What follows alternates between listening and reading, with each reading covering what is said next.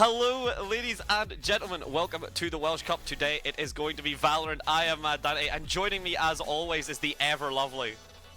I'm Lendoth. What's up? Absolutely great. So yeah, as I said, Welsh Cup, and you know what? Lendoth was surprising myself a little bit actually by telling me a few fun tidbits. So you know what? This is all yours. I'll let you steal the show for a little bit just to run everyone through. So, welcome back to the Welsh Cup. Obviously, we had this last year. Current reigning champion. Basically, I'm Thanos, so they didn't let me play. So that's pretty fair, to be honest. But this is where all the Welsh colleges compete against each other to find out who is the best college at Valorant. Obviously, the last year's champion was the Maddantekiller Dragons. So will they be able to retain their place without, good old Lendoth? I'm joking. I don't think that highly of myself, but I'm really excited. A lot of close games. We actually got into the best of 3 between GCS Owls. So I'm very excited to see what they bring in, as I'm not sure if they've changed their roster. No, exactly, and we do get to see that first of all. So for anyone kind of wondering, we are going to be doing 2 best of 1s and then jumping into a final best of 3. Some of the brackets and things will get changed over just as the games and such are played. So my knowledge, and I'm sure the voices in our ears will correct me if I'm wrong, but it will be this game. We'll then be seeing the losers of kind of this series, because there will be another series going on at the same time. That'll be game 2, and then it'll be basically the rematch for the big best of 3 and for the schools to finally shut it down. We already do have our first games and our first maps picked up, so Lendoth, run us through them, please, my man. Oh my god, it is a great pick. So we started off with a little Abyss getting banned, and then obviously it was Bind, thank god. And then Ascent, Pearl, Split, and Sunset, and that left us with one map, and that was Haven, with the GCS Owls on defense and the Cav on attack. Pretty good map pick, if I do say so myself, to be honest, as long as it wasn't Ascent, because we actually had a little bit of a chat. If you watch the WoW this year, well, I say this year, but literally a few weeks ago, we all despise Ascent pretty much. And if you pick Ascent, actually, good news, it's going out of the map change. Let's go. Fracture's coming back. No more Ascent. Oh. It's been in the game since launch, but no. Sadly, not quite yet. I mean, to be fair, again, Ascent is just a very solved map, and the roster hasn't changed. But meanwhile, speaking of rosters not changing, speaking of kind of agent lists not changing, look at what we are seeing here. We've been seeing Max kind of on Killjoy and stuff like that. Killjoy very standard, Cypher very standard. But here we go, we're looking closer up to the top. We're actually seeing a potential double Sentinel from Kavka on Chamber as well, and Banger on that Astra on the defense from the Oz. So that's going to be quite interesting to see how that works. That's really good, actually, because they've still got the core 3 from last year's Epic LAN Inter winners. It was the actual GCS Owls that won, and that was Benga, Kai, and Kian C. So that's actually really cool that they've kept that. Obviously, a lot of changes, a lot of different map pools and etc. So I'm actually really excited to see how they play this. And we have Kai on the Phoenix representing Enhanced Aim. Very good org and good team, I must say so myself. But seeing their smokes play going into the duelists in the college scene is quite interesting. Looking over the other side, though, they've got a double Sentinel, it seems. They're going to be running the Chamber and Cypher. And Josh Mack is still unsure as what to pick, but they are missing an Initiator, so it looks like it's going to be that. Yeah, I'd imagine get yourself either there it is, the Breach, or the Fade was going to be saying either of the two. Occasionally you can get the Sky in there as well. Haven probably the only map that you still really would see Sky get picked on, Bind occasionally, but can't see on that Sova, the much more tried and true, particularly if you've got the lineups and things ready to go. Sova is still an absolutely deadly monster on Haven. No surprises there that we are seeing him. And the setups, to be honest, quite different even in terms of the controllers. Looking at Banger on the Astra, so the global utility is going to be there, the smokes, the stars, and the pulls. Meanwhile, Clove, much more of a closer range controller. Obviously, the benefit is if Clove dies, they still can smoke versus Astra. If Banger's taken out, you've got nothing to protect yourselves from any of those angles. No, that's true. With the Astra, though, it's, she has that extra star now. But however, it looks like Banger's not even going to take advantage of the extra star. We're going to look at the 3-star buy with that Ghost. Very good if you want to, be a bit of aggressive. But, get some of those fights in with that Ghost. But obviously, you are going to want to play your life. As, your entire team relies on you to be able to smoke these certain extremities and deny as much information as possible. However, looking now towards the Cavett Celts, it seems that they have a 5 or 4 stack coming towards A. Never mind, it looks like we might have some sort of technical issues, I believe. Never mind, Kai said no. It looks like we keep going. We're gonna be jumping back and forth. Yeah, here we go. Okay, we are gonna keep it going, and we're gonna be starting off with a very aggressive push. Cloud already picking up Damien, and that's gonna be the Cypher taken down. No flank watch now, no control there, no trademark down either for Vise either. So you know the flank is now completely online for the Oil should they wish, but they may not need it. Cloud taking down full reflex. Meanwhile, though, we are seeing that pick up from Fewfleek and Josh Mag. The Valve's just trying to get the right click on and back up Max there. Josh Mack actually finding through the rotate as well. So now 1 versus 3 Banger, all the util and a decent bit of health to work with. Yeah, Banger, a lot to ask for, has that 1 star if needed, but is going to have to find 3 picks, is stunned and going to get strung on by 2 people. Bit of a whiff fest there, but Flea KDA Master, I'm going to have to find some sort of abbreviation for that name, has just taken them down and finds the first point going towards Kavik. Kavik? I'm really sorry, I'm quite bad at saying that. I should say the Celts, to be honest. I think Celts would make it easier, but I know I'm going to definitely swap between Kavik or Celts, depending on as well. I'm sorry, I was saying Valses. I'm not sure if that's Vals. I'm going to just say Valses, because if I say Va-Onses, we're going to be here for ages. I think we're going to knock down Fleek KDA to just Fleek. But yeah, no, very solid push from the Celts. We are seeing now the buy up, the Outlaw and such, everything coming through. The shot not going to be found. It's a very solid jump peak from the side of Banger. Full reflex though. No hesitation on pushing through. Kianci trying to find the shot. Not enough to get a pick. And the regen shield online. There has been a fair few additions that we will need to discuss once this initial push comes through. Yeah, to be honest, looking now at the Kianci Classic, I'm a big fan of that Classic, but no, that regen shield does provide a lot of good value.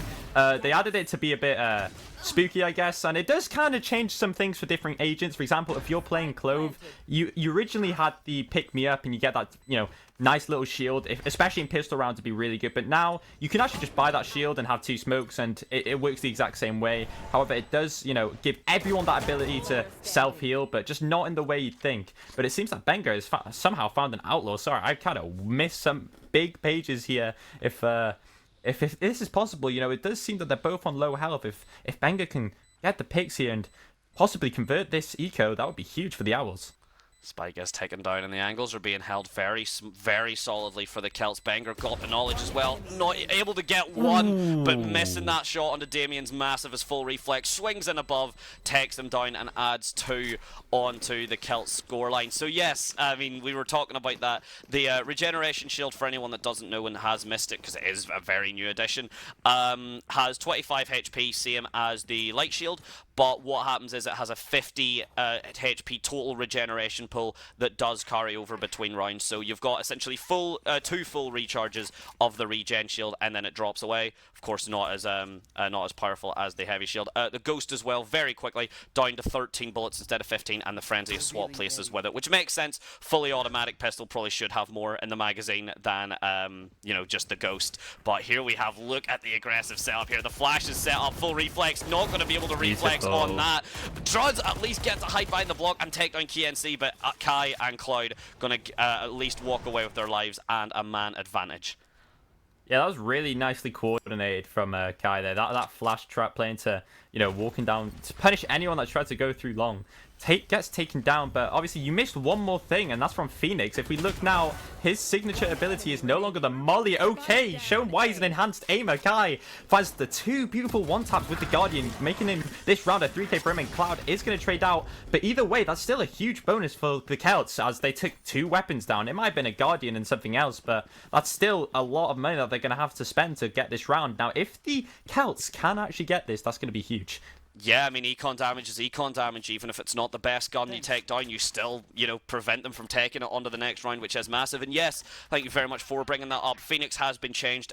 Funnily enough as well, his keybinds have been changed, which some people have been struggling with because they now pull out the hot hands and the molly, because that used to be the signature ability, but now the curveball, the flash, obviously is. Does mean, for anyone who doesn't know, Phoenix gets 2 kills. He now regenerates his a flash rather than the molly, and he gets 1 for free at the start of each round. So Phoenix's econ has changed quite massively, and you know what? They might be needing to bank on that. Banger at the very least is going to return the favor. Not going to be able to find Damien, though. The split from the Celts has been a very solid attack, and now we see the run it back. Ever since Phoenix has been buffed, Kai will absolutely find Fleek through that, and doesn't matter, you've only taken down the first half of him. KNC follows Kai up beautifully, and Damien falls as well. The trademark gonna identify Cloud on that garage as Vals picks it up, and now 3 versus 2. This retake is gonna be pivotal. Good for one. This is very doable. Vice, very doable now. 3k on the board, 1v1 versus the enhanced aimer. Can he get it? Beautifully done from Kai, taking that down, winning that round. Perfect use of the wall as well, and that's going to be 2 for 2, and we are all tied up. This is actually going to be a very close game. And, you know, have this as an opener. That's going to be quite interesting to see how the other games go. No, exactly. And that's the thing, as I say, you know, the best of 3 as well. This is going to be, you know, obviously these first games, the first 2 games and such, but if the best of 3 goes the whole way, that's going to be quite an endurance test for the teams. You know, that's maybe 3 to 4 hours of Valorant going with basically just getting the maps and the pick bands as their break. So get comfy, ladies and gentlemen, because we may be here for the whole rundown. Speaking of being here for the whole rundown, Val's now on that tour de force, an absolutely terrifying weapon, still the most powerful gun in the game, even if the ult has been nerfed a couple times. Full reflex though, picking up Cloud. It's a very aggressive push down that short, but now that's quite a decent bit of control that the Celts are managing to do. They're trying to push off of it, but Kai will be shutting it down, can't quite find the shots onto Damien, and it does mean the Oils have that man disadvantage. Max though immediately equalizing it back on that mid. That's an absolutely beautiful shot there from him.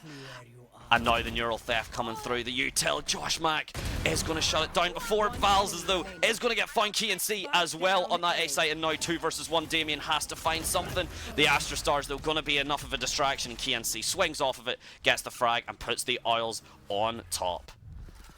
Yeah, beautifully done. There's a lot of good, you know, Benga punishing that mid lurk, taking them down there. What I have just realized, Madante, is, you know, we're looking at the Celts knew they were starting on attack, and I'm looking at their game plan now. It seems that they just want to start on the attack with 2 Sentinels, by the way. Yeah, I guess they're just trying to get as many rounds and convert it with the defense. It's just quite a good, interesting strat. But, you know, a lot of things are coming online now. However, the Owls are starting on defense. They also have 2 duelists, so I'm quite worried to see how, when the halves do switch. But, you know, we'll never mind that. We'll talk about this round right now as we have Reflex running it down with the jet knives. About to, unfortunately, misses the knives on Max. And now Max will be able to punish and spray Reflex down. You know, unfortunately, the Reflex just wasn't there then. However, Max is going to take that down. And all this team has been smoked off by that universal Astra Star, like you were saying. Meanwhile, the Celts have decided to go other ways. They decided to take this garage control. But it seems that they've predicted correctly. Benga stuck on site on his own. Very good aftershock to drive out Benga, but Benga's going to play around it perfectly, and he will be able to get a good kill here.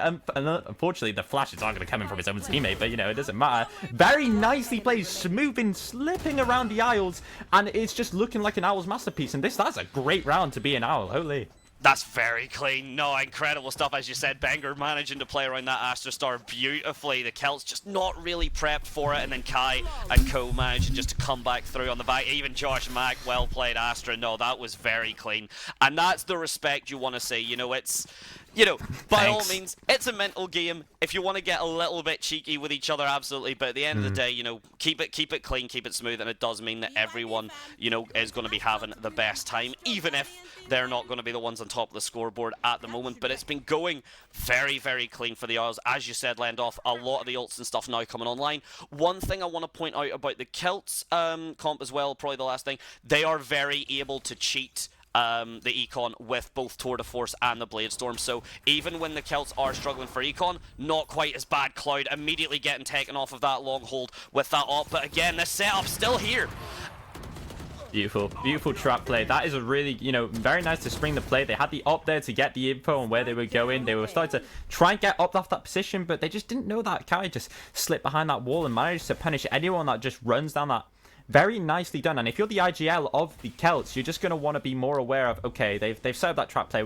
They've kind of conditioned us into this here. Now we got to kind of call their bluff. If you really think about it, it's a big chess game. But 2v5 on the board now for the Celts. And if you're Fleek, how do you do this? You're split. Unfortunately, Cloud has that point directly towards your skull, and Kai is going to take reflex, making it 5-2 towards the Owls. Now we were looking at a very good start. We might look at a timeout here, but one thing I did also want to talk about was all these changes coming around now. It seems like these duelists are starting to get their own little roles. For example, you have the entry duelist, you have the lurking duelist, you have the self-heal duelist, but they all can kind of come in. And what's really cool that they're doing is they can get these characters to be more fill different roles. Yes. If you think about it, you can have a double duelist, and you can sacrifice that one flash initiator, but you can have that duelist, if he's a confident player, you could enable him to go in, and because he's a confident player and he has flashes of his own, he can really help the team in that regard. No, exactly, and that's the thing, like, what we have seen from these changes as well, very solid, as you said. One thing that's kind of been, I would say, a big criticism of Val is the agents that have been released are kind of too flexible. They just kind of fill too many roles, and with now what we are seeing with these changes, that's not exactly the case. Speaking of filling roles, can see, Sova still gets a little bit of struggle, but, with the Hunter's Fury doing that, absolutely not, and we've seen some ridiculous retakes from the Oil. Speaking of, the Oil drone is going to come through. Fleek tries to get something, but Damien and himself will fall down, and another defuse for the Oils. The Celts seem to be able to get this space taken absolutely beautifully, particularly on the seaside, but the Oils managed to just find their foothold somewhere and just keep that pressure on. No, exactly that, and if you're the Owls now, you're looking really confident, especially getting this many rounds. It is an attacker-sided map, and if you can get a lot of rounds on the defense, that really should boost your confidence for the second half. But, we're having a very good game from Kai here. Getting a lot of kills on the board. Has his ult. We have Benga ult and also a Max ult to, punish anyone that goes anywhere. This is a really bad situation. Looking at the econ as well, they're rolling in dough, No, yeah, I'm not a rhymer, but that was pretty cool. That was clean. Thank you. That was very clean. They are running a full bakery right now. That is how much dough is currently being bloody. What? Come on, you set me up perfectly. I have to take that. I know. That was awesome. Too clean is what it was. Now, yep, high five. Speaking of too clean, Celts, again, get this site control absolutely fine. But, I mean, we see Cloud already picking up from that angle as well. That is a filthy tight angle, and now the Killjoy ult, the lockdown, is going to basically push everyone from the Celts into Kai, but it's going to be full reflex, actually, on the site. The lurk from Damien in the game, he's not going to be cleared, despite the fact Cloud did have the knowledge, but that Astra and the Cosmic Divide as well, that's going to be impossible. The Celts, that defuse is going to come through you. There's basically nothing you can do about that. Kianci gonna push off of it, and full reflex will absolutely inform you why that is a bad idea. Please know your place, Kianci, and it's on that site, defusing the bomb, not on long, taking that, Jill. Yeah, classic Kianci. That guy was always an aggressive little player. When I used to play against him, that guy would always just disrespect any space we take. Very good to see Reflex just takes it down, but it seems that looks like a lot of people are starting to converse about other tier 3 Valorant players. That's quite nice. Nice little big reunion one for the scene here, but shout yeah, out to big the one. Scene. Shout out to the scene. Yes, now. Good dart though. Nice dart. I really like that dart. Really gets a lot of information. Again, walking into Kai's trap card. Are they going to clear him? Oh, you are a slimy little fella, Kai. Oh no. Oh, thank God, Damien. Kai needs a slap for that one. When I see him and he's getting a slap, that is too much disrespect for the Cabot Celts. Good to get punished, but you can really see now that the Owls are starting to feel confident in their gameplay. No, exactly, and that trigger discipline, by all means, that is an excellent version of it, but you do need to actually get your kills. Speaking of getting your kills, everyone from the Oz will now just be following up on that. A beautiful wallbang headshot from Cloud, a demon on the op, absolutely terrifying work. But yeah, Kai, a little bit too egregious on that. You could easily have gotten away with, maybe one or two on that frags. Easily could have gotten them both. Waiting for that 4K, Damien will actually shut that down. Still though, the Oil's taking the round overall. No, very good. Yeah, when Kai gets online, being as a guy who's actually played against him in other tournaments before, he's very confident. He's very good at holding, those really risky angles. He has a lot of confidence as a player. But looking also towards this Celt side, Reflex is also getting a lot of kills, going in, being that entry, just being that tip of the spear that the team needs. But it looks like now as if a lot of good kills are going to come along. Fleet is going to use his ult, and Josh Mack is going to push into that spawn on a solo mission to try and put some numbers down. But Reflex, as I was talking about, is going to start going on a little headshot spree. Takes down 2, but it's still a 3v1, and Damien is going to get caught by Kai, who is pinching from Garage, and gets another 3k on the board. What an amazing round. To be honest, it's starting to get, even though the scoreline might be as big, the rounds are really, really close. Like, they're getting kills on the bottom, apart from 1 or 2 maybe flawlesses, but you using ults and stuff, that's still good. But hey, you know what I'm saying. No, and that's a good point. I'm glad you pointed that out, because I've been feeling the exact same way about this. That yes, we are looking at a 9-2 split, and yes, as you said, 1 or 2 flawlesses, but honestly, these rounds have been feeling very close. These rounds have been feeling decently back-to-back. There's a lot of confidence from the Celts, even if they aren't taking away the rounds. We are seeing them take the space. We are seeing them, take the fights as well. And Full Reflex particularly has to get shouted out to as doing quite amazing work for his teams. It's just the Isles managing to find that space and kind of take it through. Again, we are seeing this stack towards that A site, and Cloud trying to take short, but no, will be chased down by Full Reflex entirely. Meanwhile, though, Kai's still going to pick up 1 in Kianci, following it up with 2 of his own. That's what you want to see if you're refragging. Val's trying to sneak through that short and then use the rendezvous to get out, but will not be able to do so. And now it's up to Full Reflex again, only good for 1. Kianci taking him down. 10-2 but now the Celts on defense with 2 Sentinels. The Isles on attack with, that double duelist setup. I think this is the sides that both teams were really waiting to get to. Yeah, to be honest, it's starting to get to that part, and 10-2 now towards the Owls is a very big scoreline, and you're gonna have to do a lot if you're the Kavik Celts just to get something down. I mean, you're banking on the Headhunter from Val's. Val's hasn't had too much of a chance to shine, but the Headhunter, 150 credits for a sheriff shot, and if it can be hit, then Val's, has a great opportunity to really set the Celts up for this defense. But look at that. That's 10 rounds in a row for the Isles. The Celts were able to start off really good with those first 2, but the minute the Isles got the momentum, they just ran with it, and the Celts want to make sure that doesn't happen this side. No, to be honest, thanks for saving me there. I was meant to say something, but completely brain fog. It's good we're getting him out early. Josh Mack now is going to get those breach flashes to try and clear it out, but seems like they missed Cloud. Cloud is going to sneak up. Is he going to clear this angle? Unfortunately, he is, but Josh Mack is quicker to the trigger as Cloud now, unfortunately, faces in the Owls. I think for the first time in a few rounds, the Celts finally get the first kill, and Owls now in a 4v5. But it's okay because we got EAIM Kai over here with his Phoenix Flash, running it down, trying to find some kills. Gets tagged by the tripwire, but Full Reflex is going to have to go down. But Mac is doing a lot for his team this round as gets 2, but unfortunately Kai will trade out Mac. And now that Owls coming in at full force, trying to take it down. They do have sight. We're going to have a plant now, but Benga is on not a lot of HP. Going to have to do a little bit. Oh, beautiful shot from Vices. Can Benga this? 1v2. Beautifully done. Nice little tray with the crosshair placement, but unfortunately did predict him correctly, but the reaction time just wasn't there, and Vices is going to take down Benga. That would have been a beautiful 1v2, might I say. The really nice adjustment of the crosshair towards the walker through CT. Love it. No, I mean that is great awareness there to hide behind the box. Val's Vices. Probably someone's going to have to correct me on that at some point. Please do yell at me. Vices that, does get that slow walk through, and we do see the backup then from Fleek.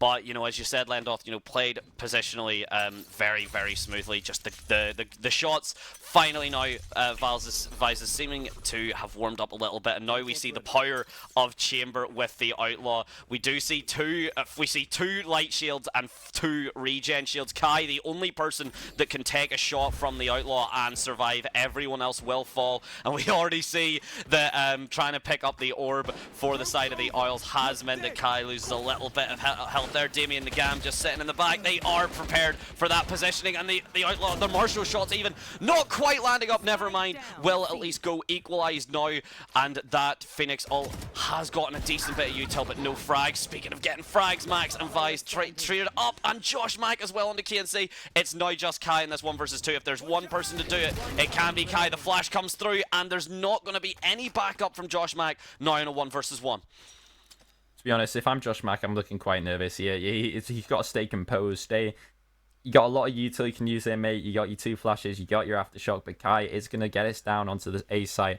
especially with that scoreline. You got to try not to pay attention to that as much as you can, but it seems like he's just going to be sneaking around. Oh, I love these Primordium knives. They're so cool. They actually make you run a lot faster, but never mind. No knives out this round. We are going to get a Kuranami Sheriff, and Kai, it thinks, has the prediction off the flank, but doesn't. He's going to be hearing the stuns and the flashes come through now. Here we go. Kai has that information. No curveball to work with. No flash. It's just this 1v1 is all it's going to come down to. But this timer is ticking down. Josh Mack needs to get that push, and the spike is already beeping away. Josh Mack is doing a lot of effort to try and clear everything here, but he's just not ready for Kai on that short angle. Unfortunate for him, as Kai does a little bit of showing off. And again, that what used to be some disrespect because you used to not get the curveball doesn't matter, because you get that flash right back, and we are seeing, you know, that is the power of Phoenix. Another thing about both of these comps that we haven't mentioned, it's kind of the last thing, and it maybe is a little bit late, but it's interesting, is both members have the ability of like a 6v5 essentially, Clove with the Not Dead Yet and Phoenix with Run It Back. So even if you are getting frags, they may not exactly be the most pivotal. You know, obviously we could see Freak just back at that right back up. KDA back that up. Speaking of backing that up, full reflex, trying to keep the members of the Isles out of garage. Good for one. Cloud will get the refrag, but that's going to be a decent amount as Fleek tries to follow up with another one. There's going to be no Killjoy post plant anymore, and it's going to be all 3 members of the Isles on that site. Meanwhile, the Celts are now closing in.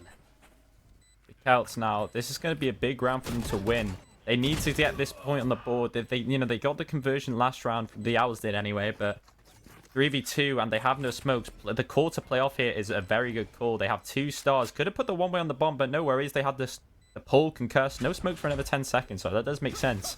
However, the stun is going to come in. 2-man retake, 2 Vandals and a Phantom. You could call for a save and, hope you win every single round, but it looks like they are going to go for it. Trying to find as much defenders on site as possible, but unfortunately isn't going to find it. Cloud is going to be able to spray Damien down, and nothing, not a chance. Owls finds this and makes it up to 12. Yeah, no, and that's the power of Sova, and that's the power of KNC. I mean, looking at that kill line there, it's very easy to see why the Celts are struggling to keep up with this in the way that they are. 18 and 7 from Sova, 17 and 9 from Kai. And that's the thing. The run it backs do not count towards that KDA in any method. So Kai's probably died a couple more times than that, but it doesn't really matter. And the Celts are just struggling right now. We are seeing Josh Mack at the very least, and I do want to give credit where it's due. It is very difficult. Oh, that's a beautiful shot. Vals is shutting me up midpoint. But sometimes you do see Breach players very concerned to use their util. That is absolutely not the case from Josh Mack. It's just he's not managing to find that util onto the onto the players of the Isles as much. However, he is able to find the bullets and manages to pick himself up a gun to deal with that. That's a very aggressive push we see from him. Really nicely done, and the kills there are just perfect, to be honest. And that pick is just a lot of confidence. 12-3 down, you have a lot of confidence to go for kills like that, and a nice shot in chat. Nice little respectful moment. Love to see it. Keep everything wholesome, keep everything calm as well. And now Fleek having to try and do something with this Judge. KNC gonna shut him down, but does take quite a decent bit of damage from it. No regen shield to keep him safe. Damien only got the ghost, unfortunately for him. Now we are seeing where this util can really shine through, but KNC, who needs util when you've got bullets? And the Celts are meeting the other end of KNC's gun at the moment. The plant is gonna come down, try and get everything online. The Hunter's Fury is as well. Cloud managing to find full reflex, and now, speaking of, he has a lot to work with. The drone's going to spot him out, though. The Hunter's Fury is online. Only 1 flash and 47 HP. This looks to go the way of the Isles unless Josh Mack can do something absolutely filthy. And when you needed it most, will he be able to pull it out? Josh Mack has a lot of utility he can use. He's got, flash, stun, 2 off his ult. If he gets 2 kills, he can pull out his ult, but it looks like the spike is going to tick away. He's trying to figure out a way to approach this, but unfortunately, it doesn't look like he's going to be able to do it. He's going to get the stun down, and not a lot of time left. This is really weird. Is he saving for KD? He's saving for KD, the cheeky little rat. Unless he doesn't think it's final round. And that is going to be GG. Yeah, I don't know, unless someone from the team, but I imagine someone from the team had to make him aware of what he was doing there. But yeah, saves it for the round, and absolutely does it. So very nicely done from the Oz. Very, very solid attempt, and by all means, we do not want to, kind of take that away from Cav. It was just... The Isles had such a solid setup there. They were very prepped for Haven as very much anytime they wanted to do an attack. We've seen that A long, the Phoenix flashes and everything from Kai. Yeah, exactly like that. Exactly like that, Lendoth. Absolutely filthy. And anytime there was the C pushes, the retakes there were so clean. So it just seemed very uphill struggle for Kafk. Yeah, to be honest, it was a nice showing. The trap plays on A short were really nice. The Phoenix flash providing a lot of value.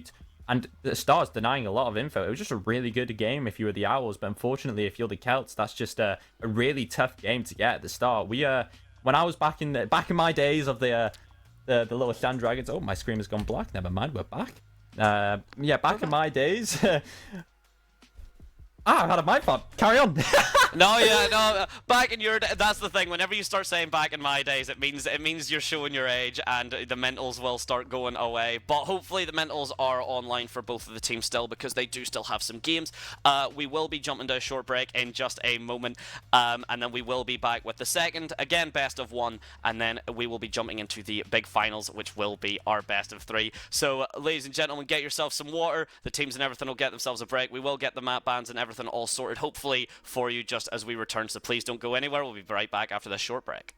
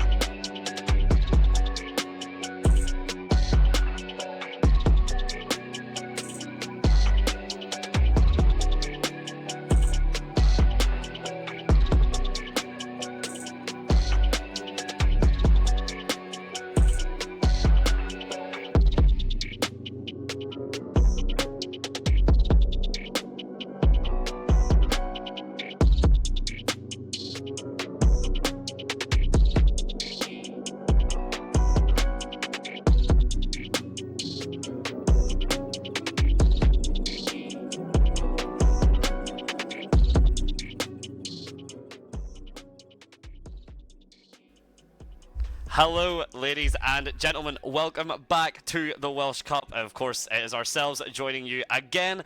We have just had a very, very solid game one. That was the Isles versus Kavka. It ended 13-3 on Haven. Apologies.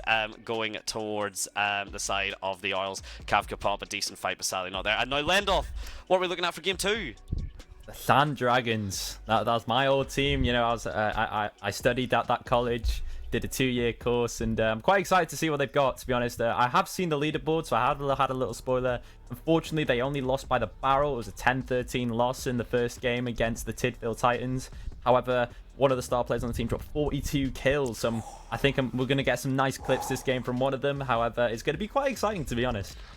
Yeah, that sounds spicy. If you're dropping 42 bombs and you can keep that level of consistency, then yeah, I'd imagine St. David's are going to have a little bit of work cut out for them. So it's St. David's versus the Dragons. We have got the map pick and bans already sorted. We will be jumping over to Ascent, I imagine, unless either of the teams do have something a bit wacky.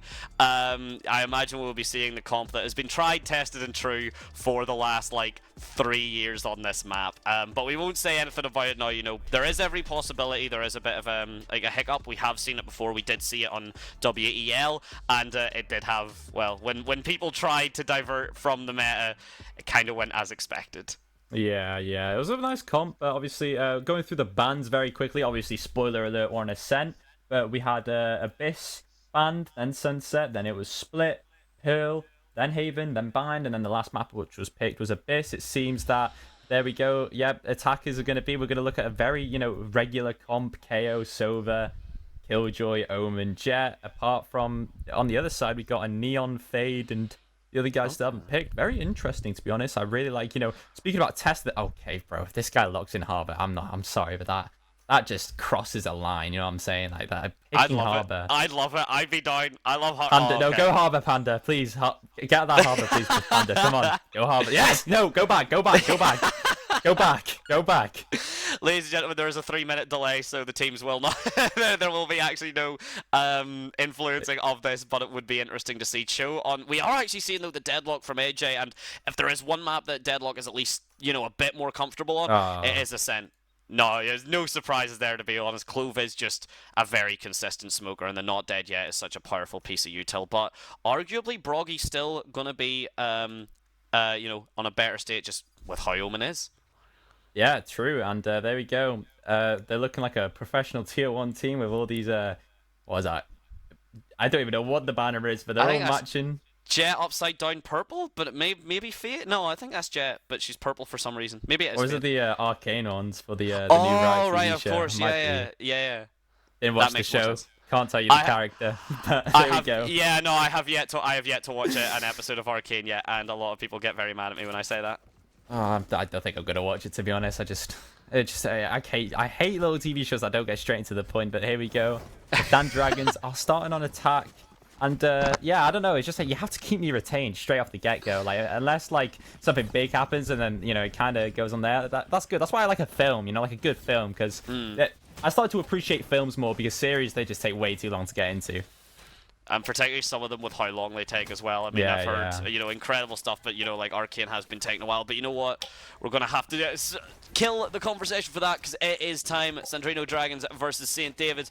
The Dragons are on attack, David's on defense, and we're seeing a decent setup towards this A immediately. KO Knife comes through and does shut down a little bit, but the deadlock wall is not going to go back through. Now, for anyone that doesn't know, the deadlock wall takes a lot of time to break, a lot longer than the stage wall, but we are seeing the power of Sova. That is going to be both members of St. David's scanned out immediately and the site taken control of by the Dragons basically for free. Yeah, interesting to see. They had the entry Sova, but it looks like no one's covering the Heaven Pit, and the retake's coming in very quickly. Uzukuma has found 2 kills this round. Very nicely done from Uzukuma. But unfortunately, finds 3 with the shock dot. Very good round to be Uzukuma. And if you get that 4K, nicely done. There's a new star player on the team, and his name is Uzukuma. Very nicely done. Nice 4 kills. He even did the entry. Alfie Lad was just sat there, had a little cup and the little umbrella drink, sat there, the sunglasses, and Uzukuma did all the heavy lifting, and now he's buying a Vandal on the second round. Golly, he's ambitious. I mean, that is confident. I mean, that's the thing, Spike there didn't, was able to get planted as well. That is the econ you dream of, and if Uzakuma can follow this up, then yeah, we'll already likely be seeing a Hunter's Fury. The rest of the team, Alfilad actually going with a bit more of a risky play, so keeping the Sheriff, not doing the full buy up. Does make sense. Let Uzakuma enter, pick up the Vandal if you so wish, but instead of who's entering, it's going to be Alfie himself. Doesn't find the shots, and Sylvie has to back up, at least Cho on that sidewalk to keep that control. But now, with that, Dragons are happy just to give the space away. It's a full rotate from the members of St. David's. They're trying to see if there's any collapse towards that mid, and the timing might just have caught out fast enough there.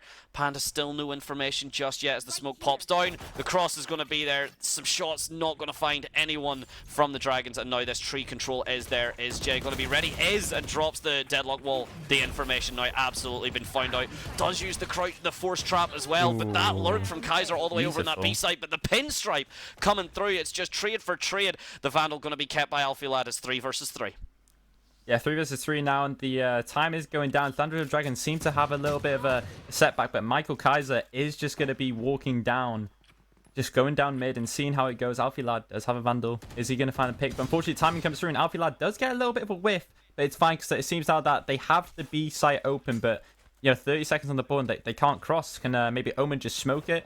But unfortunately, they do. Luckily, they do cross, and Alfilad, oh, beautiful shot. The Vandal is going to go down, and it looks like they're not going to even try and get that Vandal. That's really, really pivotal if you're Sandra Dragons, losing that Vandal. And unfortunately, you have a Spectre on site, but now the defenders have access to the rifle that you were trying to keep him off, but it's okay. Smoke on stairs, and here we go. The bomb starts ticking now as we enter a post plant. And here we go, the post-plant setup already there. The nades and everything are down. Sylvie trying to get this control onto Amy, and both members of the Dragons aren't going to be on that site. Broggy's been found out. Looks to be prepping. Paranoia does get pushed through, and the swing comes out, but the shots aren't actually going to be there now. As Sylvie tries to just kill as much time as possible. The vulnerable is there. The shorty was attempted to be pulled out, but it will be fantastic. Saving the lives of St. David's there, as the trades are going to just even out as the defuse comes through. Vandal's going to be kept along if it can be found, whereas there it is. So not only is a thrifty for St. David's, they managed to keep a Vandal going in, and that is why a force buy of that caliber on the second round can be very, very risky. Yeah, that's actually really, really bad if you're Sandra Dragons, to be honest. Losing that, Omen could have just smoked that cross to actually cross with that spike, but it's really good if you're St. David's, as that the shots were just really good. AJ doing a lot with that Sheriff sat and the deadlock wall, sorry, to halt the cross. It's just a unfortunate round, to be honest. I mean, yeah, very evened up though because of it, and already, the momentum there a little bit shut down. Sylvie's so confident. The dash, the input's not there. Oh, still, we will be seeing that mistake probably a couple more times. Still, Cho meeting up with Alfilad in the smoke, but Alfilad's positioning around that judge is absolutely filthy. That is a bit heartbreaking if you're Cho. And now, speaking of positioning around a smoke with a judge, Fantastic's going to shut it back down though. No judge play is going to work out at all. Spike down, the Hunter's Fury already online. We had mentioned, Uzakama had been doing some disgusting work, and we're going to likely see a little bit more. Fantastic, just trying to keep as much space with that fast lane as possible. All 4 members, again, from the Centrino Dragons are going to be on this site. There's no Hunter's Fury, there's nothing. Broggy gets picked down to within an inch of his life, but they're still ticking down. This push is going to have to come through soon. Jay's good for 1, Jay's good for 2. Panda then follows up, and the last member will fall as Michael Kaiser goes down. Panda gets that defuse, and St. David's with a beautiful retake. Yeah, very good round, to be honest. Sandra Dragons just, again, getting those first 2 good picks, and then just overheating and dying, it seems. They just need to, be a bit more calmer on these angles. Try not to overstay your welcome. But Alfilad, I saw the ambition going into that smoke with the judge, but unfortunately just got punished really easily. However, once you get those 2 picks, Madante, you want to just basically just try and stay alive. As if you can put as much pressure and make it really hard for those defenders to get on site, especially in a 5v3 post-plant scenario, there's no way that bomb isn't going off. No, exactly, and that's something that I do want to, you mentioned that post plant there very quickly. It does seem that the Dragons, they do get that plant down, but then they do kind of hide back in that boathouse maybe a little bit too cautiously, because that did allow a slow walk just down from the side of from Michael Kaiser just to come through and get the shots down. That was a free double kill for them due to the fact that that positioning was so cautious. There wasn't as much information there as you'd maybe want to see from the Dragons. So yeah, I know, exactly. And so now a little bit of a slowdown as we do see things kind of coming through. Sorry, it was the shots from AJ actually on the Cool. Michael Kaiser. That's what it was. And speaking of shots, Alfie Lad picks up Sylvie beautifully, and Cho having to back out from Market again. The control from the Dragons basically gotten without any real concerns. Yeah, Alfie Lad just getting a lot of picks there, and nice. I say a lot of picks, the pick really. And here we go.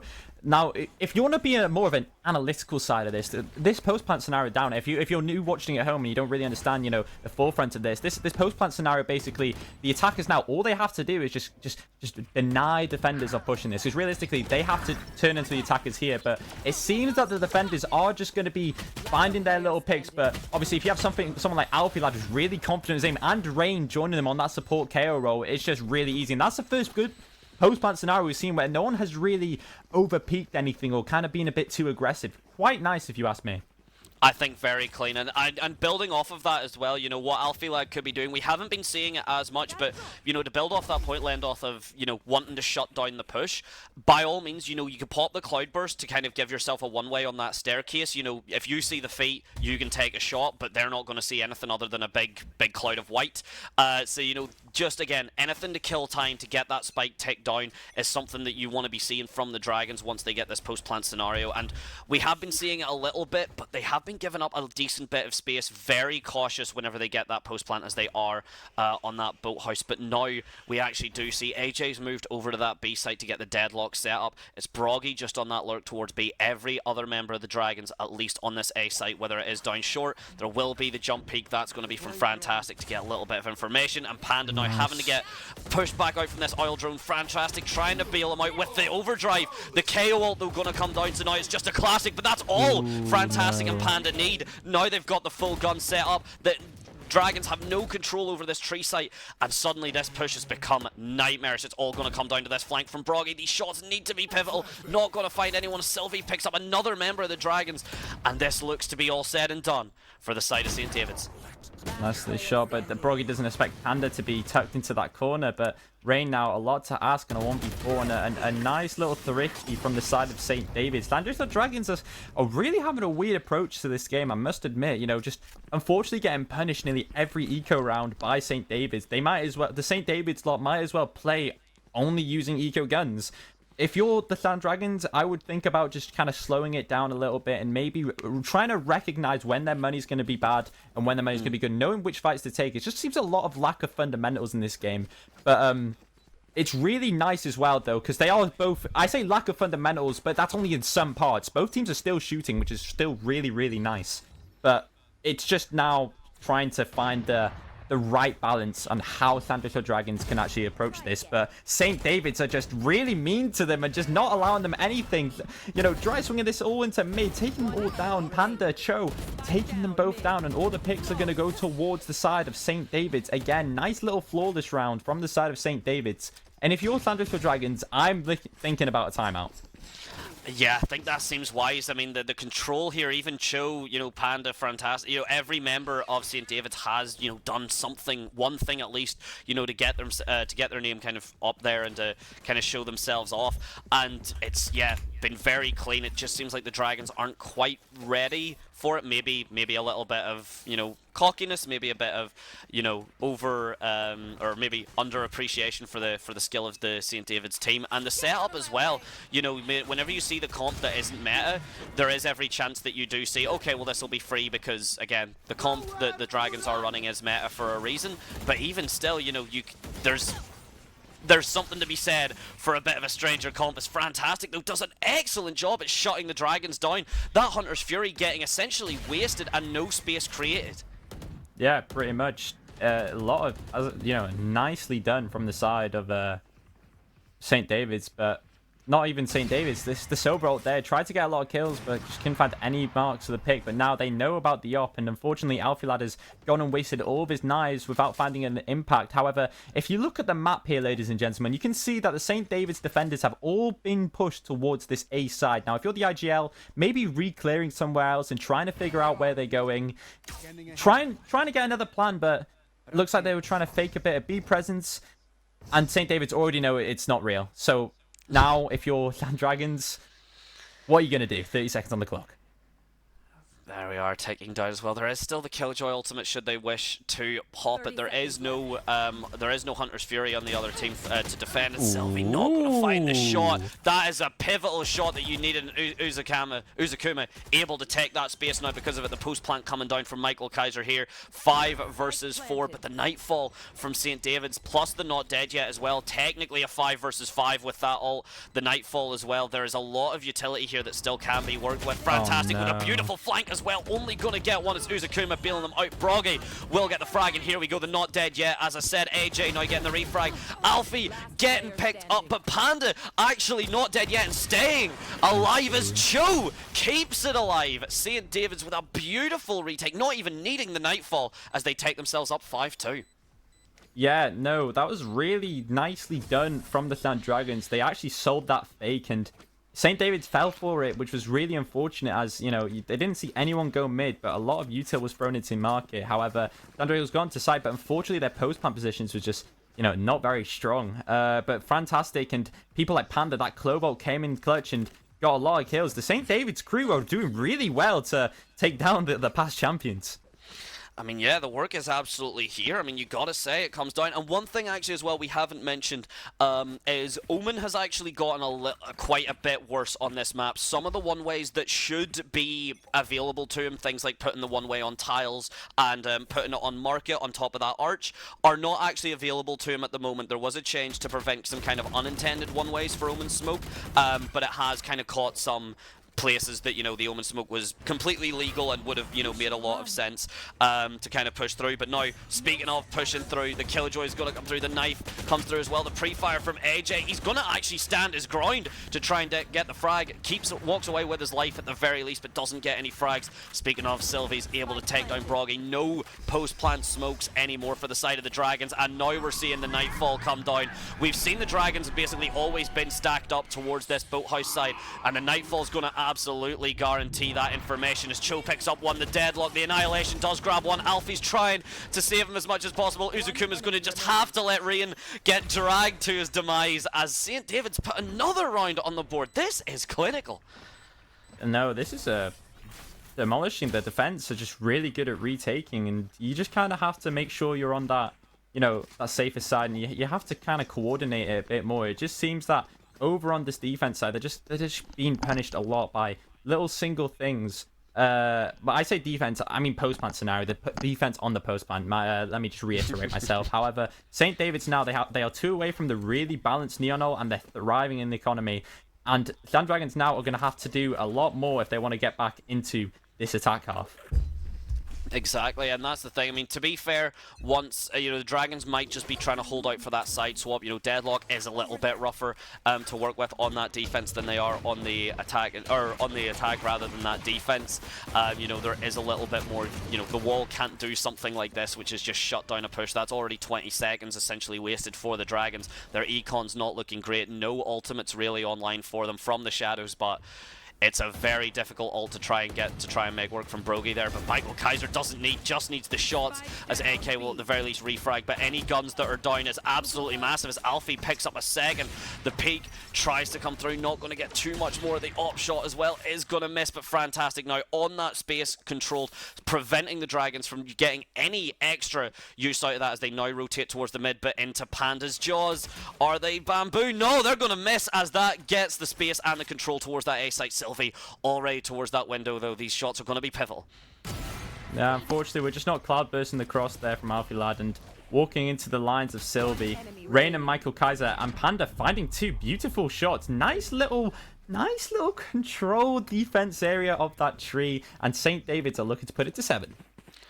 I mean, that's just, that's clean as well. The Dragons absolutely had it. You know, the rotate was, you know, quite the right call. They'd got some picks. They'd maybe forced some rotates, but David's had that red so quickly, and they'd shut down the initial push from Dragons that effectively that by the time the Dragons were ready to push, yeah, we'd already seen Panda, Sylvie, and Fantastic all just ready to go, all ready to take those fights. But now the econ is alive for the Dragons. They do have the Hunter's Fury again online. Alfie Lad only 2 off of the Blade Storm, and Rain only 3 off off of that null command, but does it matter when you've got an op from Sylvie staring you down as the lineup comes through? The collat from Sylvie, and Fantastic's going to take the stun for both members of the Dragons. It's a beautiful flick, a beautiful flawless, a flawless round is exactly the only way that that can be described.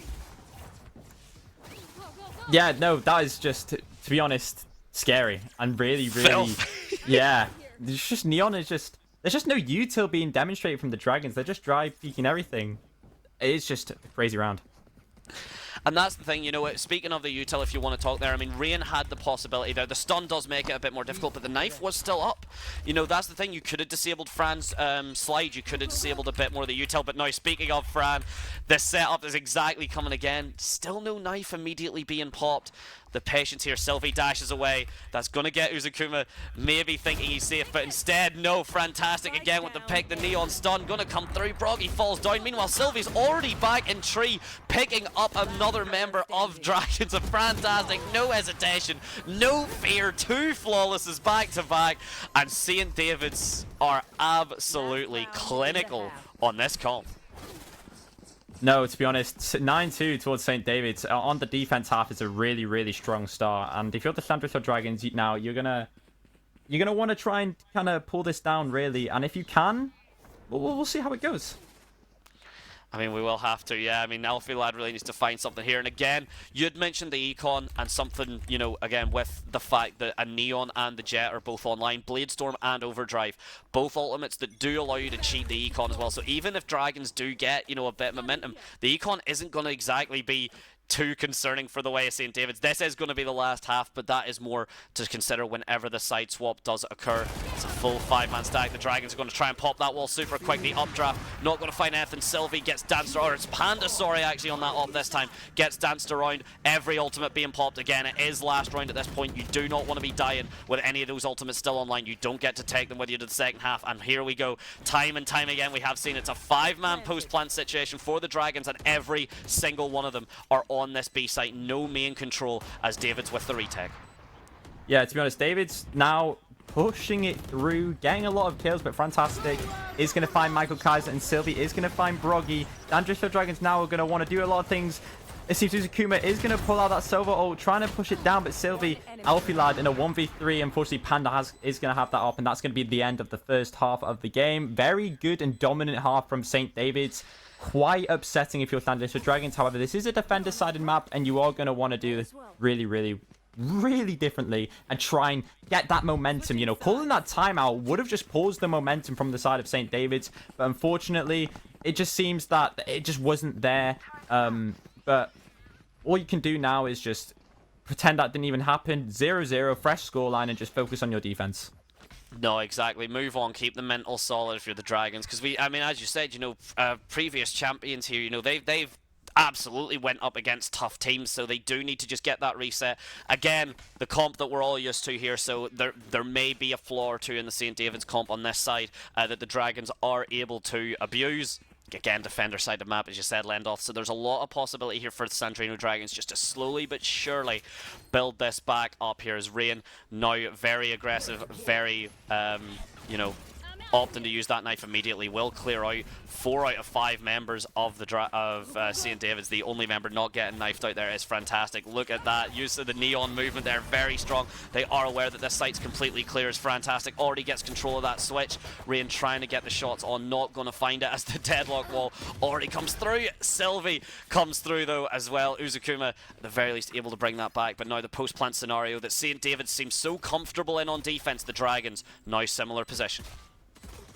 A nice dink there from AJ onto Broggy, but unfortunately they can't go attack off of it. AJ finding range, and it just seems, you know, Michael Kaiser in a 1v3, but the retake is good, and AJ will find Michael Kaiser, and it's just an unlucky...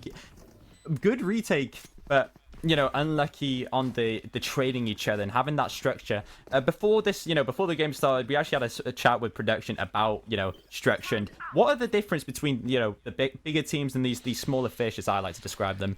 And, you know, all these smaller fish are all new. And the reason why I call them smaller fish, not because, you know, they're bad, but they're all fresh into this pond. Like, you know what I mean? Like, you know, they're smaller, they're fresh, and as they grow, as they adapt, they're going to grow and get into the bigger fish. So it's just learning. And if you're any of these teams, and if you're one of these colleges, this is 9 times out of 10 going to be one of your first ever times on a streamed thing. So it's really, really, really grateful for Esports Wales to put, you know, Welsh esports players on the map to actually get out of it. But, you know, Sylvie, though, it's not even going to let me finish my point, as I was rambling on a little bit too much, and we have a beautiful, nice little rush onto site.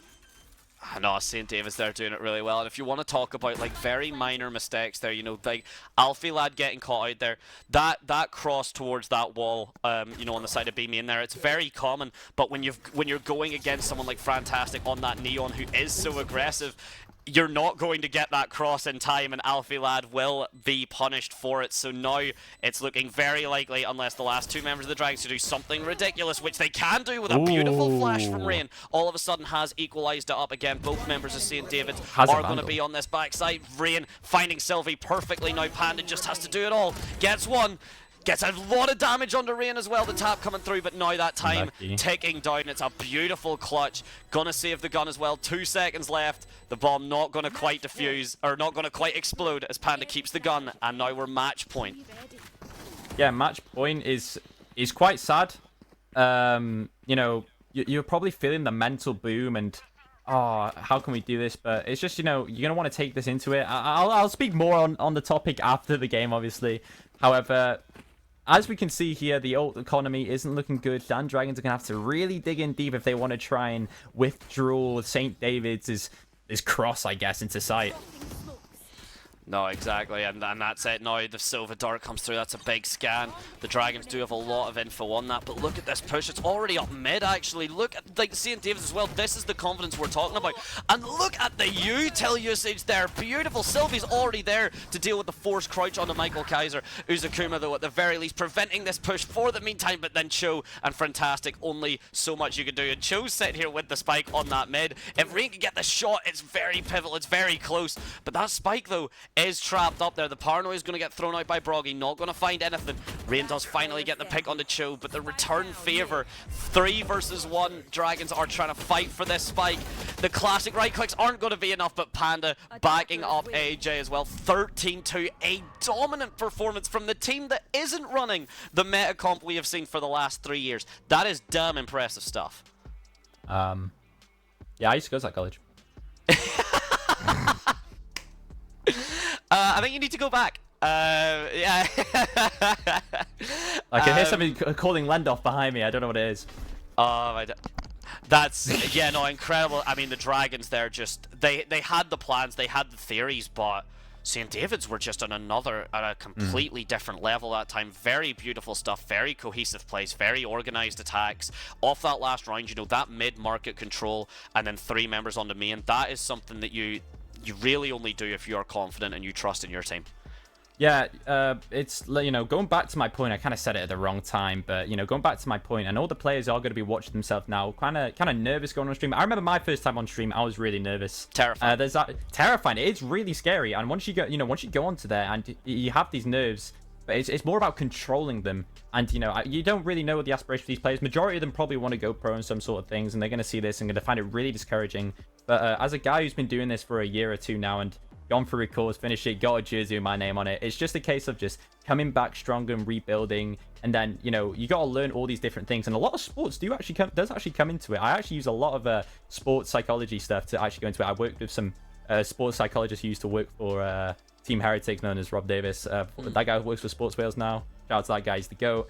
But it's just a lot of, you know, building that strength. And the way I describe it to my team is it's just getting that reps, you know. No matter what happens, what goes on, you could lose, you could win. But as long as you're getting that reps in and focusing on becoming a better team every single time, it's going to be really, really good in the long run. No, exactly, and kind of getting the reps in is a nice way of kind of referring to it, because I've not heard that usage before. But if anyone's kind of, you know, kept up, you know, with Welsh, you know, Welsh Esports for a little bit, you know, you've seen us, and the way I kind of talk about it is teams that get stomped, almost, there is a good aspect to it as well. You get to see exactly where your flaws are. You get to see why the enemy team are doing it better. You know, the team that St. David's aren't going to learn too much from this game, let's be honest. They have learned that the comp that they run seems to work. They have learned that maybe that they are quite confident on that, but in comparison to, you know, Dragons get to walk away with that, and they get to see, okay, where were the executes, where was the utility usage, where was our positioning, and how can we improve that to focus on it for now. So, ladies and gentlemen, for the meantime, we are going to be taking just another short break, let some of the other games finish up that are happening at the same time, and when we are back, we will actually be back with the semi-finals. So, at the initial start, I believe I may have spread misinformation on the internet, because I believe I know, that's rude. Sorry. Very disrespectful, completely Sorry. deserved. Let the Twitch chat do it though, because they do it better. Okay. But it's their domain. But yeah, we did mention it was going to be 2 best of 1s and then a best of 3. Enough teams have actually came through that it's going to be 3 best of 1s. So we'll be jumping into the semi-finals next, and then the big best of 3 grand finals. Lendoth, anything just before we do pop off to that wee break? Excel. Excel. Excel.